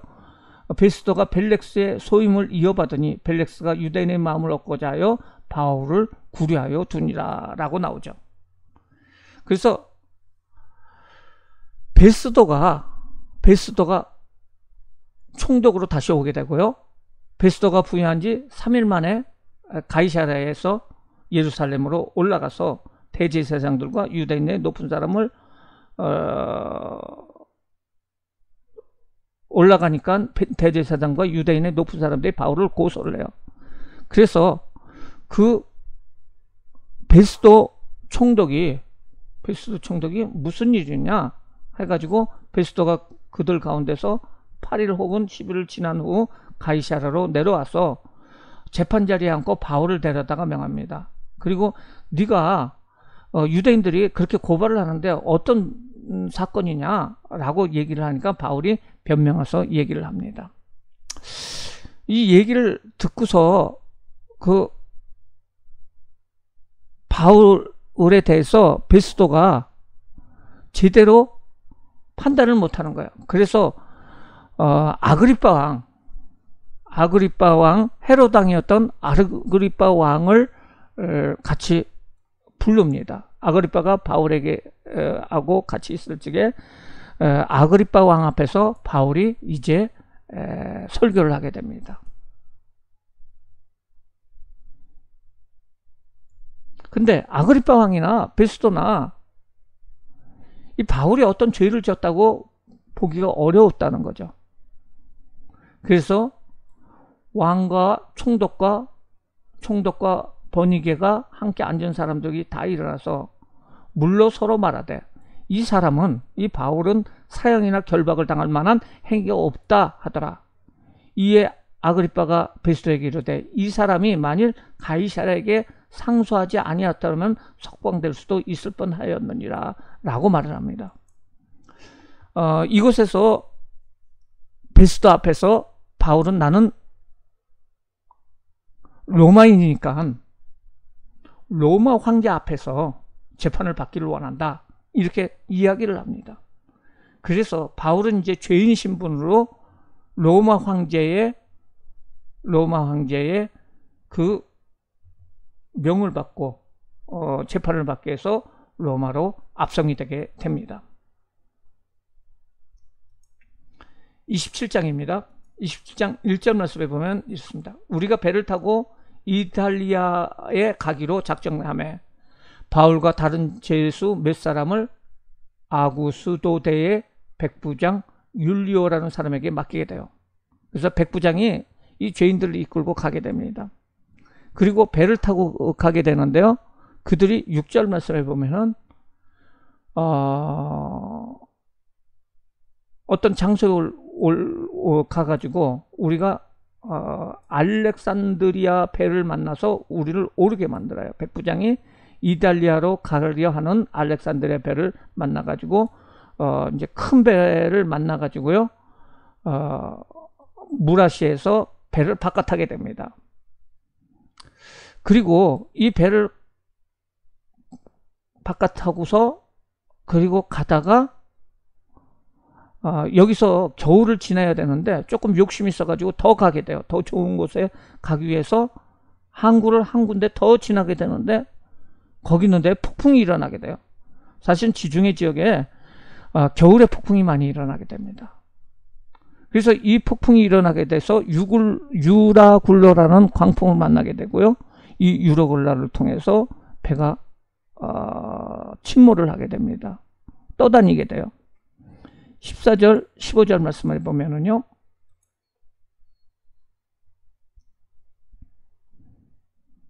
얼마 안 돼요. 성 가운데로부터 유라굴라라는 광풍이 크게 일어나니 배가 밀려 바람을 맞추어 갈 수 없어 가는 대로 두고 쫓겨가니라.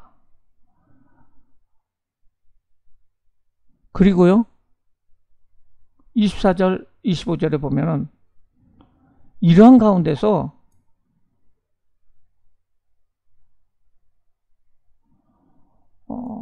큰 풍랑으로 인해 가지고 구원의 여망만도 사라져 버렸어요. 이때 바울이 하나님께서 우리를 살려줄 것이다 라고 배 안에 있는 사람을 위로하는 장면이 24절, 25절 말씀에 나오게 됩니다. 배에 있는 사람들에게 얘기합니다. 바울아, 두려워하지 말라. 내가 가이사 앞에 서야 하겠고 또 하나님께서 너와 함께하는 자를 다 내게 두었다 하셨으니 그러므로 여러분이요 안심하라. 나는 내게 말씀하신 그대로 되리라고 하나님을 믿노라. 그런즉 우리가 반드시 한 섬에 걸리리라 하더라. 그래서 14일이 지난 후에 14일 만에 그 배가 파손이 된 상황에서 구조가 됩니다. 구조가 되는데요. 그 섬 이름이 바로 멜리데라는 섬이라고 할 수가 있습니다. 우리가 구조된 후에 안즉 그 섬은 멜리데라고 하더라. 비가 오고 날이 참해 원주민들이 그에게 특별한 동정하여 불을 피워 우리를 다 영접하더라. 그래서 그 섬에서 있게 되는데요. 그것에서 바울이 특별히 기적을 행하게 됩니다. 추장이 있었는데 추장의 이름이 보블리오입니다. 보블리오의 부친이 열병과 이제에 걸려 누워있는데 바울이 들어가서 기도하여 그에게 안수하여 낫게 하니라. 이러므로 성 가운데 다른 병자들이 와서 고침을 받고 후한 예로 우리를 대접하고 따를 때 우리의 쓸 것들을 배에 실었더라. 그리고 우리가 석 달 후에 우리가 그 섬에서 겨울을 난 알렉산드리아 배를 타고 떠나니 그것을 통해서 이제 로마로 도착하게 되는 모습을 볼 수가 있습니다. 우리가 로마에 들어가니 바울에게는 자기를 지키는 한 군인과 함께 따로 있기를 허락합니다. 감옥에 갇힌 것이 아니라 어떤 별도의 집에 있는데요. 그 로마의 군인이 따로 지키는 가운데서 있게 됩니다.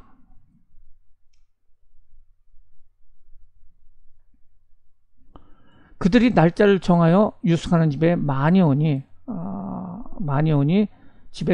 바울이 아침부터 저녁까지 강론하여 하나님 나라를 증언하고 모세 율법과 선지의 말을 가지고 예수에 대하여 권하더라. 이 말을 믿는 사람도 있고 믿지 않는 사람들도 있고요. 로마의 사람들이 계속 몰려드는 거예요.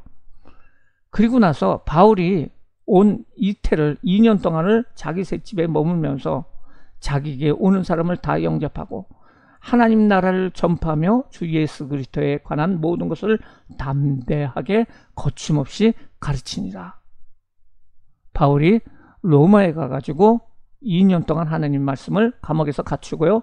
여기서 재판을 받고 나서 무죄 판결을 받게 됩니다.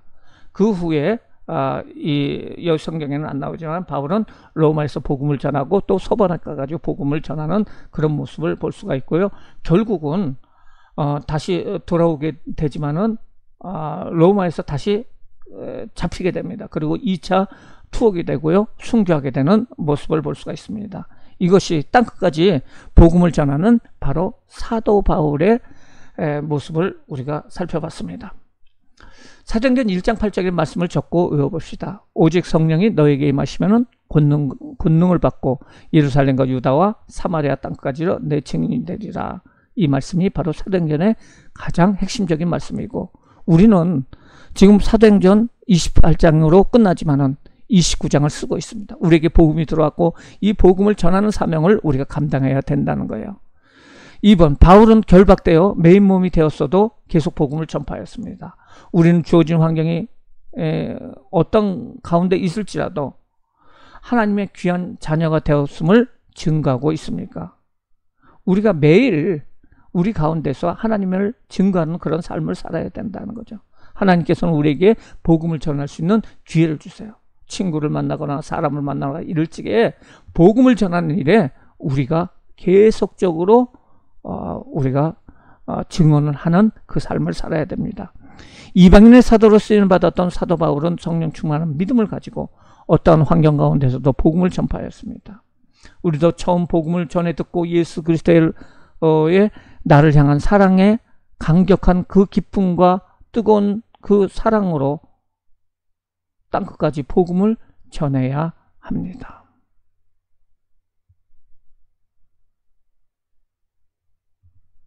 우리가 알아보도록 하겠습니다. 로마서는 바울이 자신의 로마 방문 계획을 알리고 서바나 스페인으로 가는 전도 여행에 도움을 얻고자 복음의 핵심을 설명하기 위한 목적을 가지고 있습니다. 또한 예루살렘에 보낼 헌금 전달을 위한 기도의 부탁과 로마 교회에 속한 유대인과 이방인의 화해와 일치를 위해서 기록하였습니다. 저자는 사도 바울이고요. 중요한 기독교 교리를 체계적으로 다루고 있고요. 구원의 교리와 실천적인 교훈이 잘 조화된 서신서라고 할 수가 있습니다. 하나님의 구속 역사가 이스라엘부터 세계로 확장된 것을 알 수 있습니다. 로마서는 모두 16장 중에서 11장까지는 하나님의 구원에 대한 교리에 대해서 얘기를 하고 있고요. 12장서부터 16장까지는 구원받은 성도들의 삶에 대해서 실천편으로 나타나고 있습니다. 그래서 처음에는 구원의 필요성, 모든 인간이 죄인이다, 그것 때문에 구원이 필요하다라고 얘기를 하고 있고요. 구원의 방법에 대해서 예수 그리스도의 십자가의 보혈의 능력 가운데서 구원이 이루어졌다, 믿음으로 이루어진다라는 것을 3장에서 5장까지 이야기를 하고 있고요. 구원의 과정, 이제 구원된 사람들이 어떻게 생활을 해야 되느냐, 성령이 그것을 도와주신다. 그리고 구원의 범위, 이스라엘의 과거와 이스라엘의 불신앙을 통해서 이방인들에게 복음을 전해줬고 이스라엘이 회복될 것을 예언해주고 있습니다. 그러면은 구원받은 성도들의 삶에 대해서 윤리에 대해서 12장서부터 15장까지 이야기를 해주고 있고요. 마지막에는 결론과 인사가 나와 있습니다. 구원의 필요성입니다. 복음은 하나님의 아들 예수 그리스도를 의미합니다. 예수님은 복음 다윗의 혈통에서 낳은 참 인간이시고 죽은 자들 가운데서 부활하여 능력으로 참 하나님으로 증명된 분입니다. 예수 그리스도의 종 바울은 사도로 부름을 받아 하나님의 복음에 택함을 입었나니, 이 복음은 예수 그리스도는 복음이라고 하는, 이 복음은 하나님의 선지자를 통해서 그의 아들에 관하여 성경에 미리 약속한 바고, 그의 아들에 관하여는 육신으로는 다윗의 혈통에 나셨고 성결의 영으로는 죽은 자 가운데 부활하사 하나님의 아들로 선포되었는데 우리 주 예수 그리스도다라고 말해주고 있습니다. 복음은 하나님 아들 예수 그리스도를 의미하고, 예수님은 다윗의 혈통의 참 인간이고 부활하심으로써 참 하나님으로 증명된 분이다. 그러면서 11절 12절에 보면은 바울은 로마 교인들에게 이 책을 쓰는 이유에 대해서 얘기를 하고 있습니다. 11절 12절 말씀에 이렇게 나옵니다. 내가 너희를 간절히 보기를 원하면 어떤 신령한 은사를 너에게 나눠주기를 주어 너희를 경고케 하려 함이라. 이는 곧 내가 너희 가운데 너와 나의 믿음으로 말미암아 피차 안위감을 얻기 위함이다.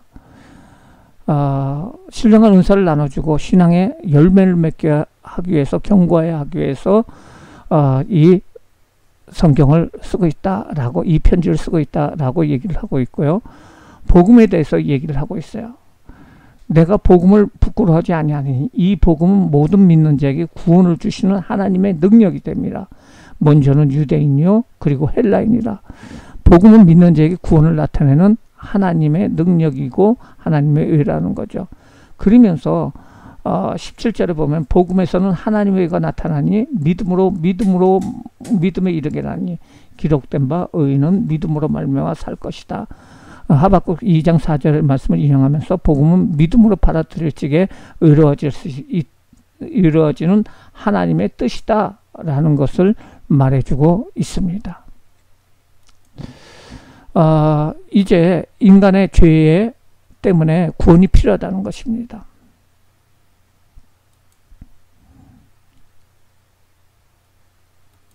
사람이 하나님의 영광을 더럽히자 그들을 정력대로 방치시켰다는 거죠.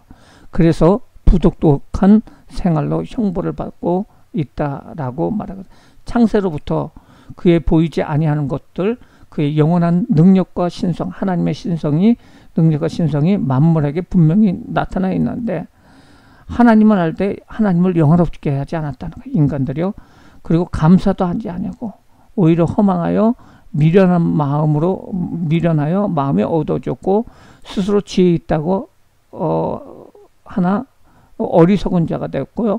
썩어지지 않은 하나님의 영광을 썩어질 사람의 새와 짐승과 기어다니는 우상으로 바꿔버렸다는 거죠. 그러므로 하나님께서 마음의 정력대로 더러움을 내어두사 그들이 서로 정력대로 그리고 부득한 생활을 살아가도록 그냥 방치를 하셨다는 것입니다. 이 때문에 부끄러운 욕심을 버려두사 이제 순리대로 쓰지 않고 연리대로 쓰고 여러 가지 죄악이 이 세상에 들어가게 됐는데요. 그 대표적인 죄악이 모든 불의와 추악과 탐욕과 악의가 가득한 것과 시기와 살인과 분쟁과 사기와 악독이 가득한 것과 수군거리는 것과 비방과 하나님을 미워하는 것과 능력하는 것과 교만한 것과 자랑하는 것과 악을 도망하는 것과 부모를 거역하는 것, 우매한 것, 배약하는 것, 무정한 것, 무자비한 것, 이런 것들은 사형감에 해당이 된다는 거죠. 그리고 이것은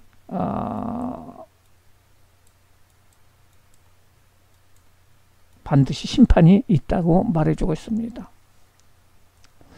하나님의 심판은 2장에 보면은 하나님의 진리대로 행하시게 되고요. 행한 대로 보응을 받게 되고, 하나님은 사람의 의무를 취하지 않고 그 마음의 중심을 보시고 하나님을 알지 못하는 자도 심판을 받게 된다는 거죠. 그리고 하나님의 계시를 더 받은 자는 더 책임이 있다라는 것이 하나님의 심판 원리입니다. 그러면서 바울은 유대인의 불순종과 의선을 비난하면서 유대인도 율법을 자랑하지만은 율법을 지키지 않고 있다라는 것에 대해서 말해주고 있습니다.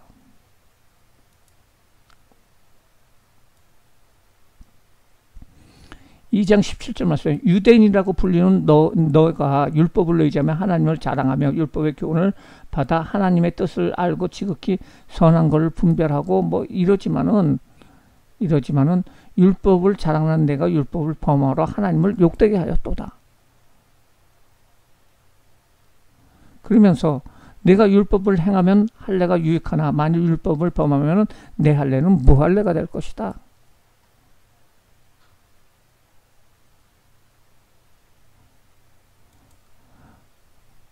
그리고 3장 9절 말씀에 보면은 유대인이나 헬라이나 다 죄 아래 있다. 기록된 바 의인은 없나니 하나도 없으며 깨닫는 자도 없고 하나님을 찾는 자도 없고 다 추처럼 무익하게 되고 선을 행하는 자는 하나도 없도다. 그러므로 율법의 행위가 의롭다 하심을 얻은 육체가 없나니 율법은 죄를 깨닫게 하였느니라. 다시 말해서 율법을 가진 유대인들도 그 율법을 지키지 않고, 또한 만물 가운데서 하나님이 나타나고 있지만은 이방인들도 심판의 대상이다.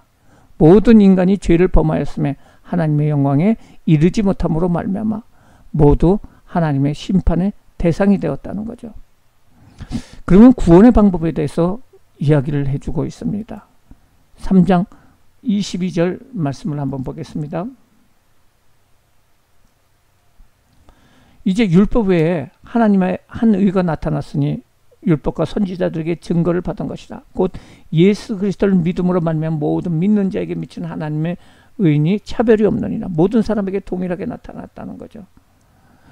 율법 아래서 하나님께 의롭다함을 받을 자가 하나도 없고, 이런 인간에게 예수 그리스도를 믿는 믿음을 통해 오는 하나님의 의가 나타났다.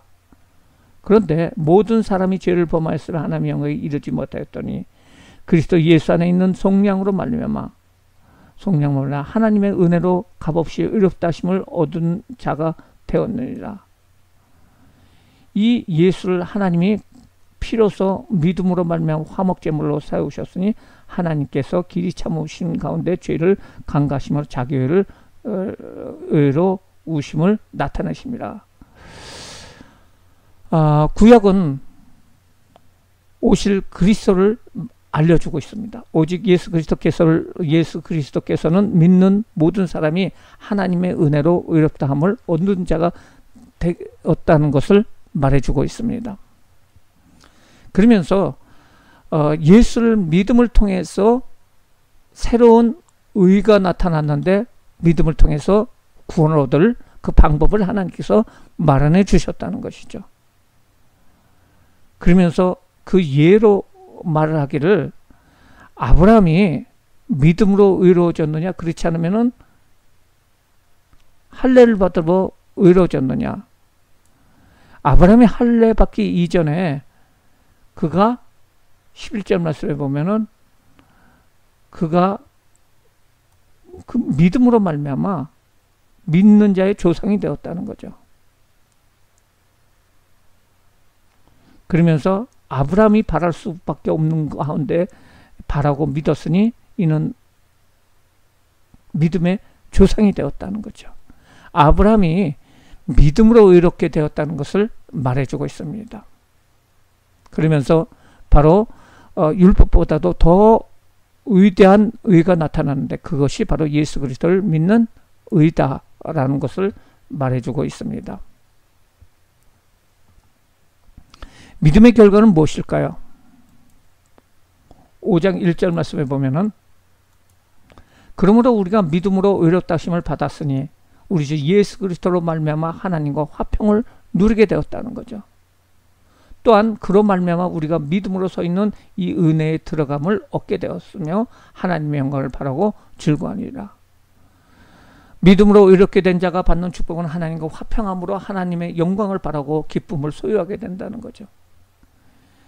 이 원리 자체는 아담이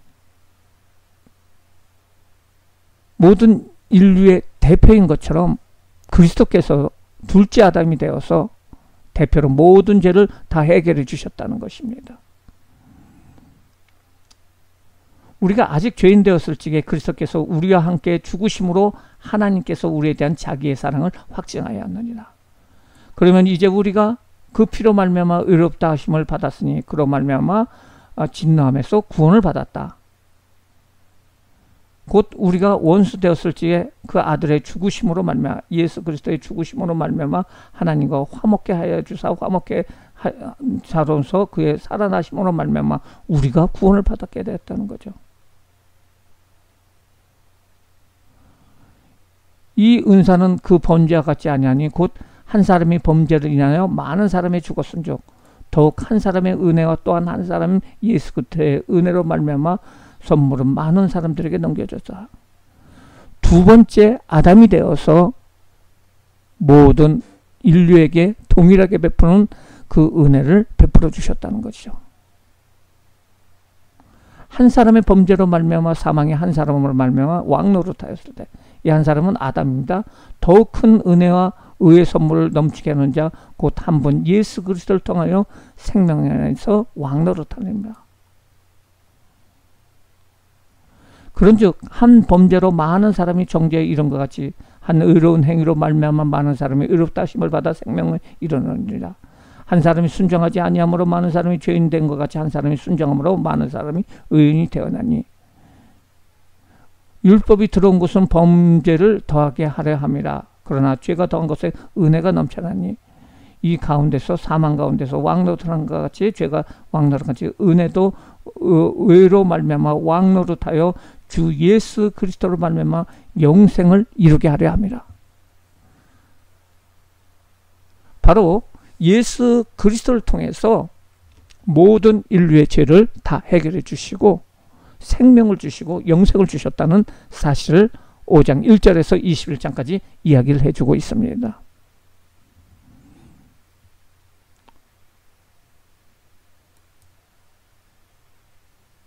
칭의의 결과는 무엇일까요? 바로 예수 영생이라고 말해주고 있습니다. 그러면은 이제는 성화에 대해서 얘기를 하고 있는데요. 구원을 받았으면 그 후에는 어떻게 생활을 해야 될 것인가? 그리스도인이 예수를 닮아가기 위해서 기억해야 할 원리와 실천에 관한 설명이라고 할 수가 있어요. 6장 6절에 보면은 우리가 알거냐 우리의 옛사람이 예수와 함께 십자가에 못 박힌 것은 죄의 몸이 죽어 다시는 우리가 죄의 종노릇 하지 아니하려 함이니 이는 죽은 자가 죄에서 벗어나 의롭다 하심을 얻게 되었다. 만일 우리가 그리스도와 함께 죽었으면 또한 그와 함께 살 것을 믿으니 이는 그리스도께서 죽은 자 가운데서 살아나셨음에 다시 죽지 아니하시고 사망이 다시 그를 주장하지 못한 것을 알미라. 그가 죽으심은 예수 그리스도께서 죽으심은 죄에 대하여 단번에 죽으심이며 그가 살아심은 하나님에 대해서 살아계심이라. 이와 같이 너희도 우리들도 너희 자신을 죄에 대하여 죽은 자요 그리스도 예수 안에서 하나님에 대해서는 살아있는 자로 여길지어다. 그러므로 너희는 죄가 너희 죽은 몸을 지배하지 못하도록 몸의 사역에 순종하지 말고 지체를 불의한 무기로 죄에 내어두지 말고 오직 너희 자신을 죽은 자 가운데서 다시 살아나셔 것 같이 하나님께 드리며 너희 지체를 의의 무기로 하나님께 드리라. 죄가 너희를 주장하지 못하리니 이는 너희가 법 아래 있지 아니하고 은혜 가운데 있다는 거죠. 그래서 이제 그리스도 안에 죽은 자들은 죄에 대해서 죽었고 의에 대해서 살아났기 때문에 지체를 죄가 지배하지 못하는 그런 존재로 살아간다는 사실을 우리가 알아야 된다는 겁니다. 그리스도인은 죄의 종인 상태에서 벗어나 의의 종인 하나님의 종이 되었다고 말해주고 있어요. 죄로부터 해방되어 의에 대해서 종이 되었어요.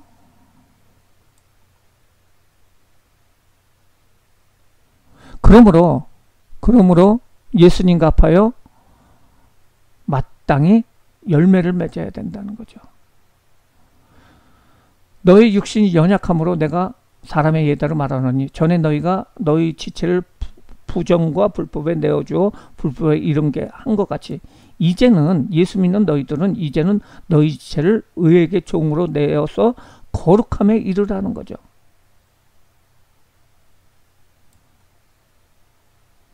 너희가 이제는 그때는 무슨 열매를 얻었느냐 이제는 너희가 이를 부끄러워하나니 옛날에는 사망의 열매를 향해서 나갔는데 그러나 이제는 너희가 죄로부터 해방되고 하나님께 종이 되어 거룩함에 이르는 열매를 맺었으니 그 마지막이 영생이라.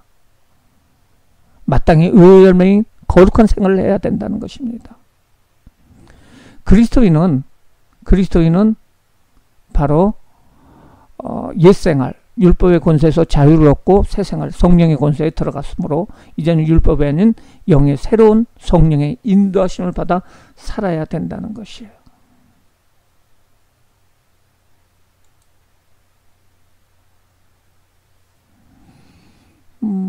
보면은 사람의 말대로 얘기하니 남편 있는 여인이 남편의 생전에는 그 남편의 그 부인으로서 살지만은 그 남편이 죽으면은 남편의 법에서 벗어나는 거다. 마찬가지로 율법에서 살면서 있었는데 이제는 거기에서 벗어났다면은 이제 우리가 육신에 있을 때는 율법으로 말미암아 죄의 정력이 우리 지체 중에 역사에 우리를 사망에 의하여 열매를 맺게 하더니 이제는 우리가 얽매였던 것에 대해서 죽었으므로 율법에 벗어났으니 이러므로 우리가 영의 새로운 것으로 섬길 것이요 율법의 조문에 묶은 것으로 아니할 것이니 그래서 성령의 인도함을 받게 된다는 것입니다.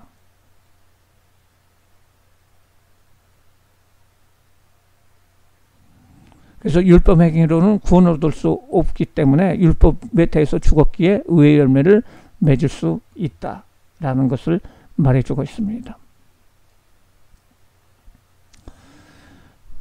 율법 자체는 거룩하고 선하고 의로운 것입니다. 율법은 인간이 죄가 무엇인지를 알지 못할 때 가르쳐 주므로 죄를 깨닫게 하고 죄는 인간의 문제라는 것을 13절에 말해주고 있어요.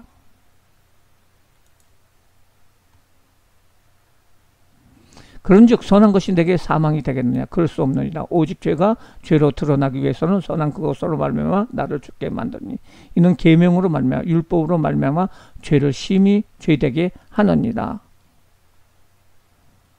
하면서 바울은 이제 성령의 삶을 살라고 얘기를 하면서 바울은 속사람과 겉사람의 싸움 속에서 한 법을 깨달았는데 인간이 선을 행하기 원하는데 자신이 악을 행하기를 원한다는 거예요. 내 속사람으로는 하나님의 법을 즐거워하되 내 지체 속에 한 다른 법이 내 마음의 법과 싸우니 내 지체에 있는 죄의 법으로 나를 사로잡은 것을 보도다. 오호라 나는 공고한 사람이다. 이 사망의 몸에서 누가 나를 건지리라. 우리 주 예수 그리스도로 말미암아 하나님께 감사리니 그런즉 내 자신이 마음으로는 하나님의 법을 육신으로는 죄의 법을 섬기는도다.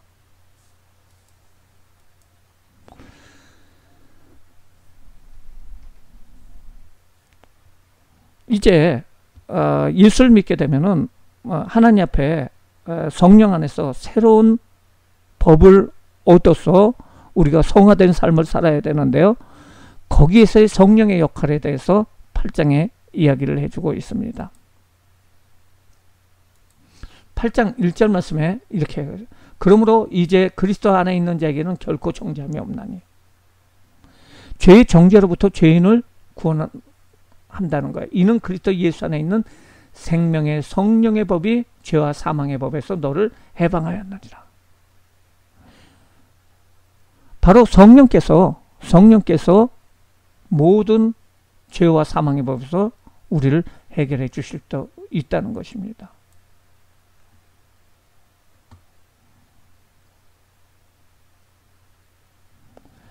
육신을 따르는 자는 육신의 일을, 영을 따르는 자는 영의 일을 생각하나니 육신의 생각은 사망이요 영의 생각은 생명과 평안이라. 육신의 생각은 하나님과 원수가 되나 이는 하나님의 법에 굴복하지 않을 뿐 아니라 할 수도 없으나 육신에 있는 자는 하나님을 기쁘시게 할 수 없느니라. 만일 너희 중에 하나님의 영이 거하시면 너희가 육신에 있지 않고 영에 있나니 누구든지 그리스도의 영이 없으면 그리스도의 사람이 아니다. 또 그리스도께서 너희 안에 계시면 몸은 죄로 말미암아 죽은 것이나 영은 의로 말미암아 살아나는 것이다. 예수를 죽은 자 가운데서 살리신 이의 영이 너희 안에 거하면 예수 그리스도를 믿는 자 가운데서 살리신 이가 너희 안에 거하시는 그의 영으로 말미암아 너의 죽은 몸도 살리리라.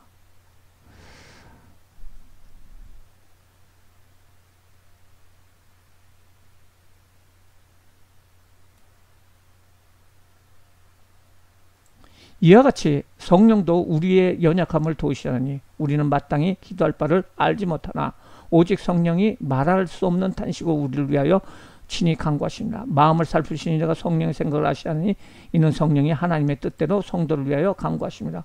우리가 알거니와 하나님의 사랑하는 자 곧 그의 뜻대로 부르심을 입은 자들에게는 모든 것이 합력하여 선을 이루느니라. 하나님께서는 그리스도께서 십자가에 죽으신 사역을 통해서 우리로 하여금 죄로부터 자유하게 하실 뿐 아니라 성령이 내주하여 우리로 하여금 죄를 이기고 승리하도록 도와주신다는 사실을 말해주고 있어요. 그러면서 하나님께서 우리를 부르시고 그리고 또 성화시켜 주시고 그리고 영화로운 그 자리에 들어가도록 만들어 주신다는 사실을 말해주고 있어요. 하나님이 미리 아신 자를 이 세상이 있기 전에 미리 아셨어요. 하나님 미리 아신 자를 또한 그들 그 아들의 형상을 본받게 하시기 위하여 미리 정하셨어요. 이는 많은 형제들 중에 마다리 되게 하려 하십니다. 또 미리 정하신 그들을 위하여 부르신 그들을 의롭다게 하시고 의롭다 하신 그들을 또한 영화롭게 하였느니라. 미리 아시고 미리 정하시고 부르시고 의롭게 하시고 영화롭게 하셨다는 것이죠. 이 일까지 성령께서 도와주셨다는 것이죠. 이렇게 성령께서는 우리를 도와주실 뿐 아니라 우리를 하나님과의 끊어지지 않게 만들어주시는 분이 바로 성령님이십니다. 누가 우리를 그리스도의 사랑거든요. 환난이나 공고나 박해나 기근이나 적신이나 위험이나 칼이냐. 이것처럼 성령이 우리를 도우시고 하나님께서 그 자녀된 우리를 영화롭게 하시고 현재 어떤 고난도 우리를 하나님의 사랑에서 끊을 수 없다는 것을 말해주고 있습니다.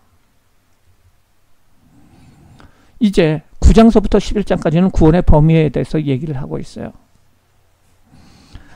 이방인인 우리가 구원을 받게 된 것에 대해서 이야기를 해주고 있는데요. 9장 1절부터 29절까지는 이스라엘이 특권을 가지고 있습니다.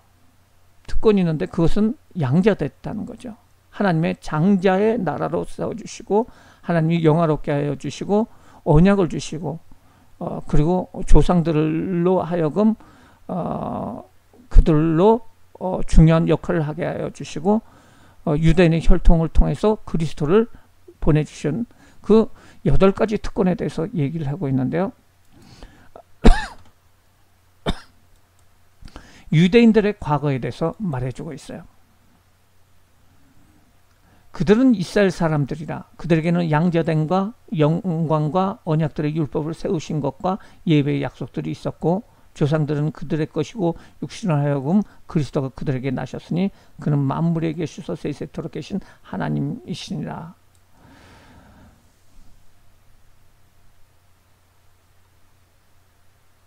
또한 9절서부터 보면은 약속의 말씀이 이것이니 명년 이을 때 내가 이르렀으니 사라에게 아들이 있으리라 하십니다. 그뿐 아니라 또한 리브가 그의 조상 이삭 한 사람을 말미암아 임신하였나. 아브라함의 모든 자손을 하나님께서 국률하신 하나님의 뜻 가운데서 절대 주권으로 택해 주셨다는 것이요.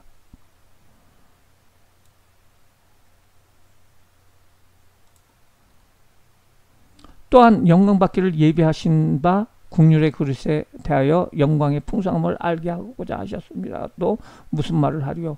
그 그릇은 우리니 곧 유대인뿐 아니라 이방인 중에서도 부름을 받으시라.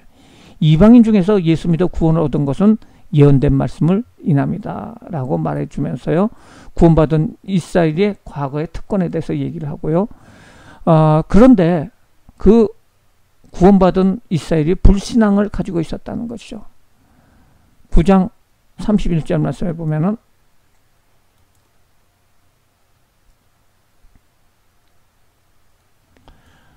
의의 법을 따라간 이스라엘은 율법에 이르지 못하였나니.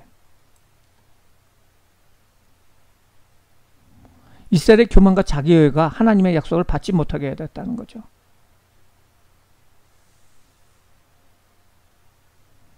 그러면서 걸림돌이 되어버렸다는 겁니다.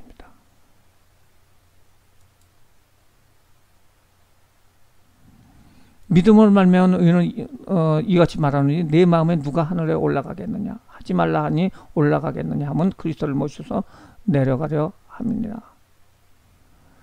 믿음으로 말미암은 것은 하나님의 의로서 예수 그리스도로 말미암아 구속의 은혜를 받은 것이라는 거죠.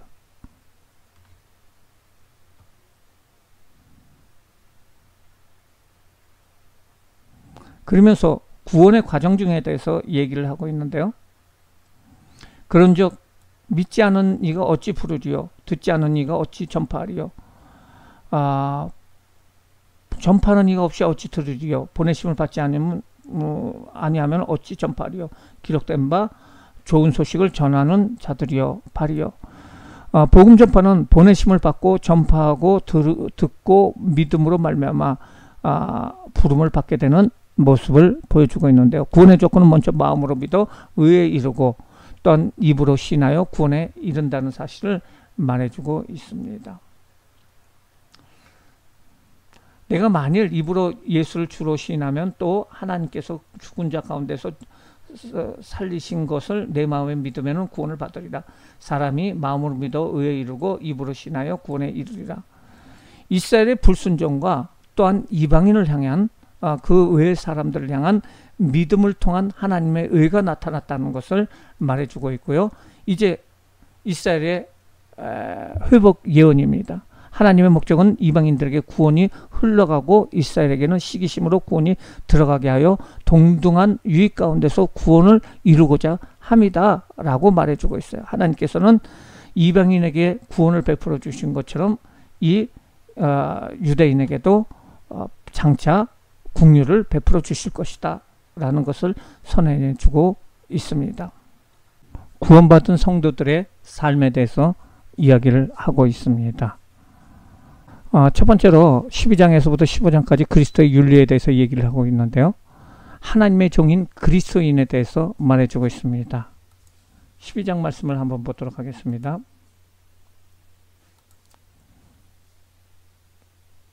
12장 그러므로 형제들아 내가 하나님의 모든 자비하심으로 너희에게 권하노니 너희 몸을 하나님이 기뻐하시는 거룩한 산 제물로 드리라. 이는 너희에게 드릴 영적인 예배니라. 너희는 이 세대를 본받지 말고 오직 마음을 새롭게 함으로 변화를 받아 하나님이 선하시고 기뻐하시고 온전한 뜻이 무엇인가를 분별하라. 그리스도인의 삶은 하나님께 영광을 돌리는 삶이며 헌신과 봉사의 삶이라고 할 수가 있습니다. 산제사를 드리고 세대를 본받지 말고 하나님의 뜻을 분별하라고 얘기하고 있어요. 헌신하고 성별하고 순종하라. 이것이 그리스도인의 하나님의 종으로서의 모습이라는 거죠. 그리고 교회로서 우리가 어떤 모습으로 살아가야 되느냐. 5절 말씀에 보면은 이와 같이 우리의 많은 사람이 그리스도 안에서 한 몸이 되어 서로 지체가 되었다. 그러므로 형제를 사랑하며 우애하고 존경하기를 서로 먼저 하고 부지런하여 게으르지 말고 열심을 품고 주를 섬겨라. 교회는 예수 그리스도의 머리로 하는 몸이고 지체입니다. 그래서 그 직분을 다하라고 얘기를 하고 있습니다. 그리고 성도는 모든 일을 사랑의 근거에서 해야 된다는 거죠. 사람 모든 악을 이길 수 있다라고 하면서 하나님의 종인 그리스도인에 대해서 말해주고 있고요. 또한 시민으로서의 그리스도인에 대해서 이야기를 해주고 있어요.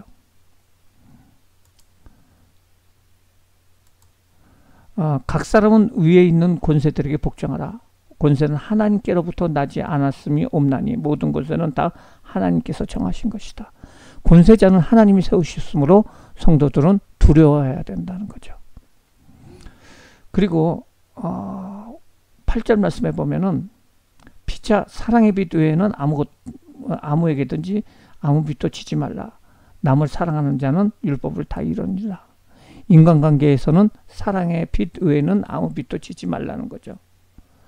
사랑은 그리스도인의 삶의 아름다운 율법의 완성이며 새 계명이라는 것을 말해주고 있고요. 11절 말씀에 보면 또한 너희가 이 시기를 알거니와 자다가 깰 때가 벌써 되었나니 이는 이제 우리의 구원이 처음 믿을 때보다 더 가까웁니다. 이제 재림의 때가 나왔기 때문에 밤이 깊고 낮이 가까웠으니 그러므로 우리가 어둠의 일을 벗고 빛의 갑옷을 입으라는 것. 그러면서 낮에와 같이 단정히 행하며 방탕하나 술 취하거나 음란이나 호색이나 다투거나 시기하지 말고 오직 주 예수 그리스도를 옷 입고 정욕을 위하여 육신의 일을 도모하지 말라라고 하나님의 백성으로서 시민으로서 그리스도인의 삶을 이야기해 주고 있습니다. 그러면 형제들에 대해서는 어떻게 대할 것인가?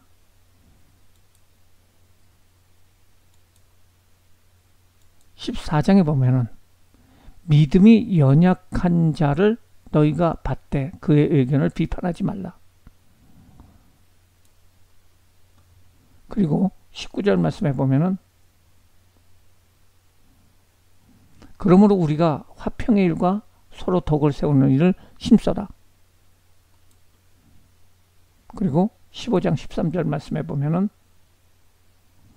소망의 하나님이 모든 기쁨과 평강을 믿음 안에서 너에게 충만하게 하사 성령의 능력으로 소망이 넘치기를 원하노라. 성도의 삶은 믿음과 함께 주님을 따라가는 삶이라는 거죠.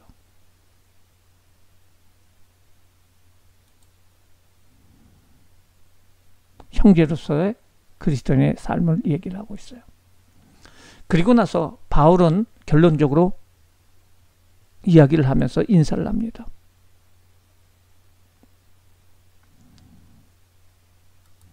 (15장 16절) 말씀에 보면은 이 은혜는 나로 이방인을 위하여 그리스도 예수의 일꾼이 되어 하나님 복음의 제사장 직분을 하게 하사 이방인을 제물로 드리는 것이 성령 안에서 거룩하게 되어 받으실 만한 것이 되게 하려 합니다. 바울은 자신이 이방인을 위해서 하나님 복음의 제사장 직무를 한다고 말해주고 있고요. 그 다음에 또 내가 그리스도의 이름을 부르는 곳에는 복음을 전하지 않기를 힘썼으니 이는 남의 터 위에 건축하지 아니하려며. 바울은 기존 터에 복음을 전하지 않는다는 거죠. 새 터에서 씨를 뿌리겠다는 겁니다. 그 다음에 28절 29절에 보면은 그러므로 내가 이 일을 마치고 이 열매를 그들에게 확장한 후에 너희에게 들렸다가 서바나로 가리니 내가 너에게 나갈 때에 그리스도의 충만한 복을 가지고 갈 것을 아노라. 바울은 그리스도의 충만한 복음을 가지고 로마로 가기를 소망하고 있습니다. 마지막으로 16장에는 인사를 하고 있어요. 일일이 이름을 거론하면서 문안을 하면서 인사를 하고 있는데요. 16장 1절 말씀해 보면은 내가 갱그레아 교회의 일꾼으로 있는 자매 베베를 너에게 추천한다 라고 얘기를 해주고 있고요. 그 다음에 그리스도 예수 안에서의 나의 동역자인 브루스길라와 아길라에게 문안한다. 그 다음에 6절에 보면 너희를 위하여 많이 수고한 마리아에게 문안한다. 21절서부터 23절의 말씀에 보면은 또 루포와 그의 어머니에게 문안한다. 뭐 하면서 쭉 사람들에 대해서 6절서부터 15절까지 사람들에 대해서 쭉 나오게 되고요. 그 다음에 21절서부터 23절에 보면 또 동역자 디모데와 나의 친척 누교와 야손과 소시바다에게 문안한다. 이렇게 얘기하고 있고요. 또 이 편지를 바울이 불러주면 기록을 했던 사람이 있었는데 더디오가 있었어요. 더디오라는 사람이 뭐냐면은 편지를 기록하고 있는데 누구를 알았나 봐요.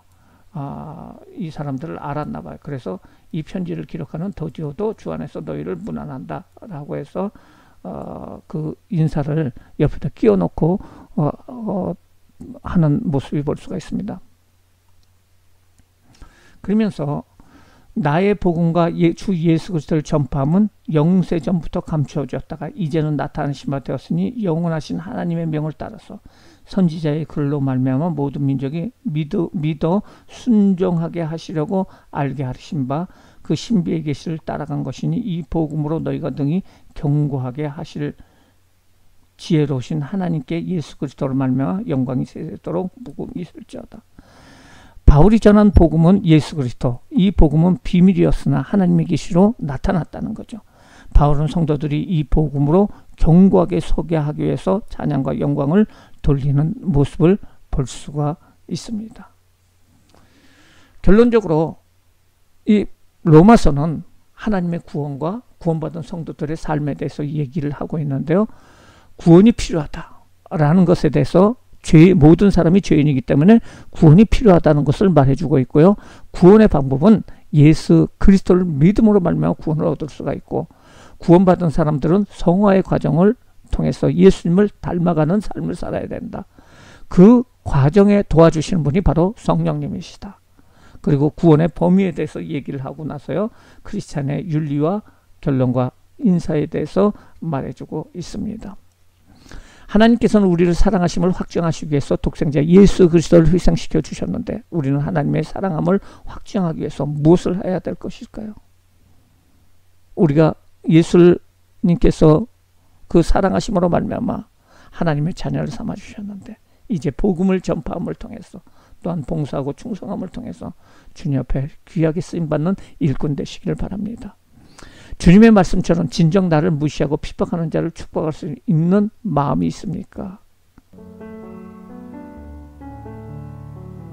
그리스도인으로서 우리가 하나님 앞에서 성령 가운데 모두를 사랑할 수 있는 마음을 소유하시기를 주님의 이름으로 축원합니다. 하나님의 자녀된 우리는 성령의 인도하심을 받아 살아야 합니다. 공부할 때 하나님을 찾고 부르짖어야 합니다. 연약함으로 인해 실족하지 않도록 성령님께서는 우리를 위해서 항상 말할 수 없는 탄식으로 간구하고 계십니다. 그러므로 우리는 구원의 확신 속에서 평안히 기쁘게 살 수 있다는 사실을 오늘 로마서를 통해서 알 수 있습니다.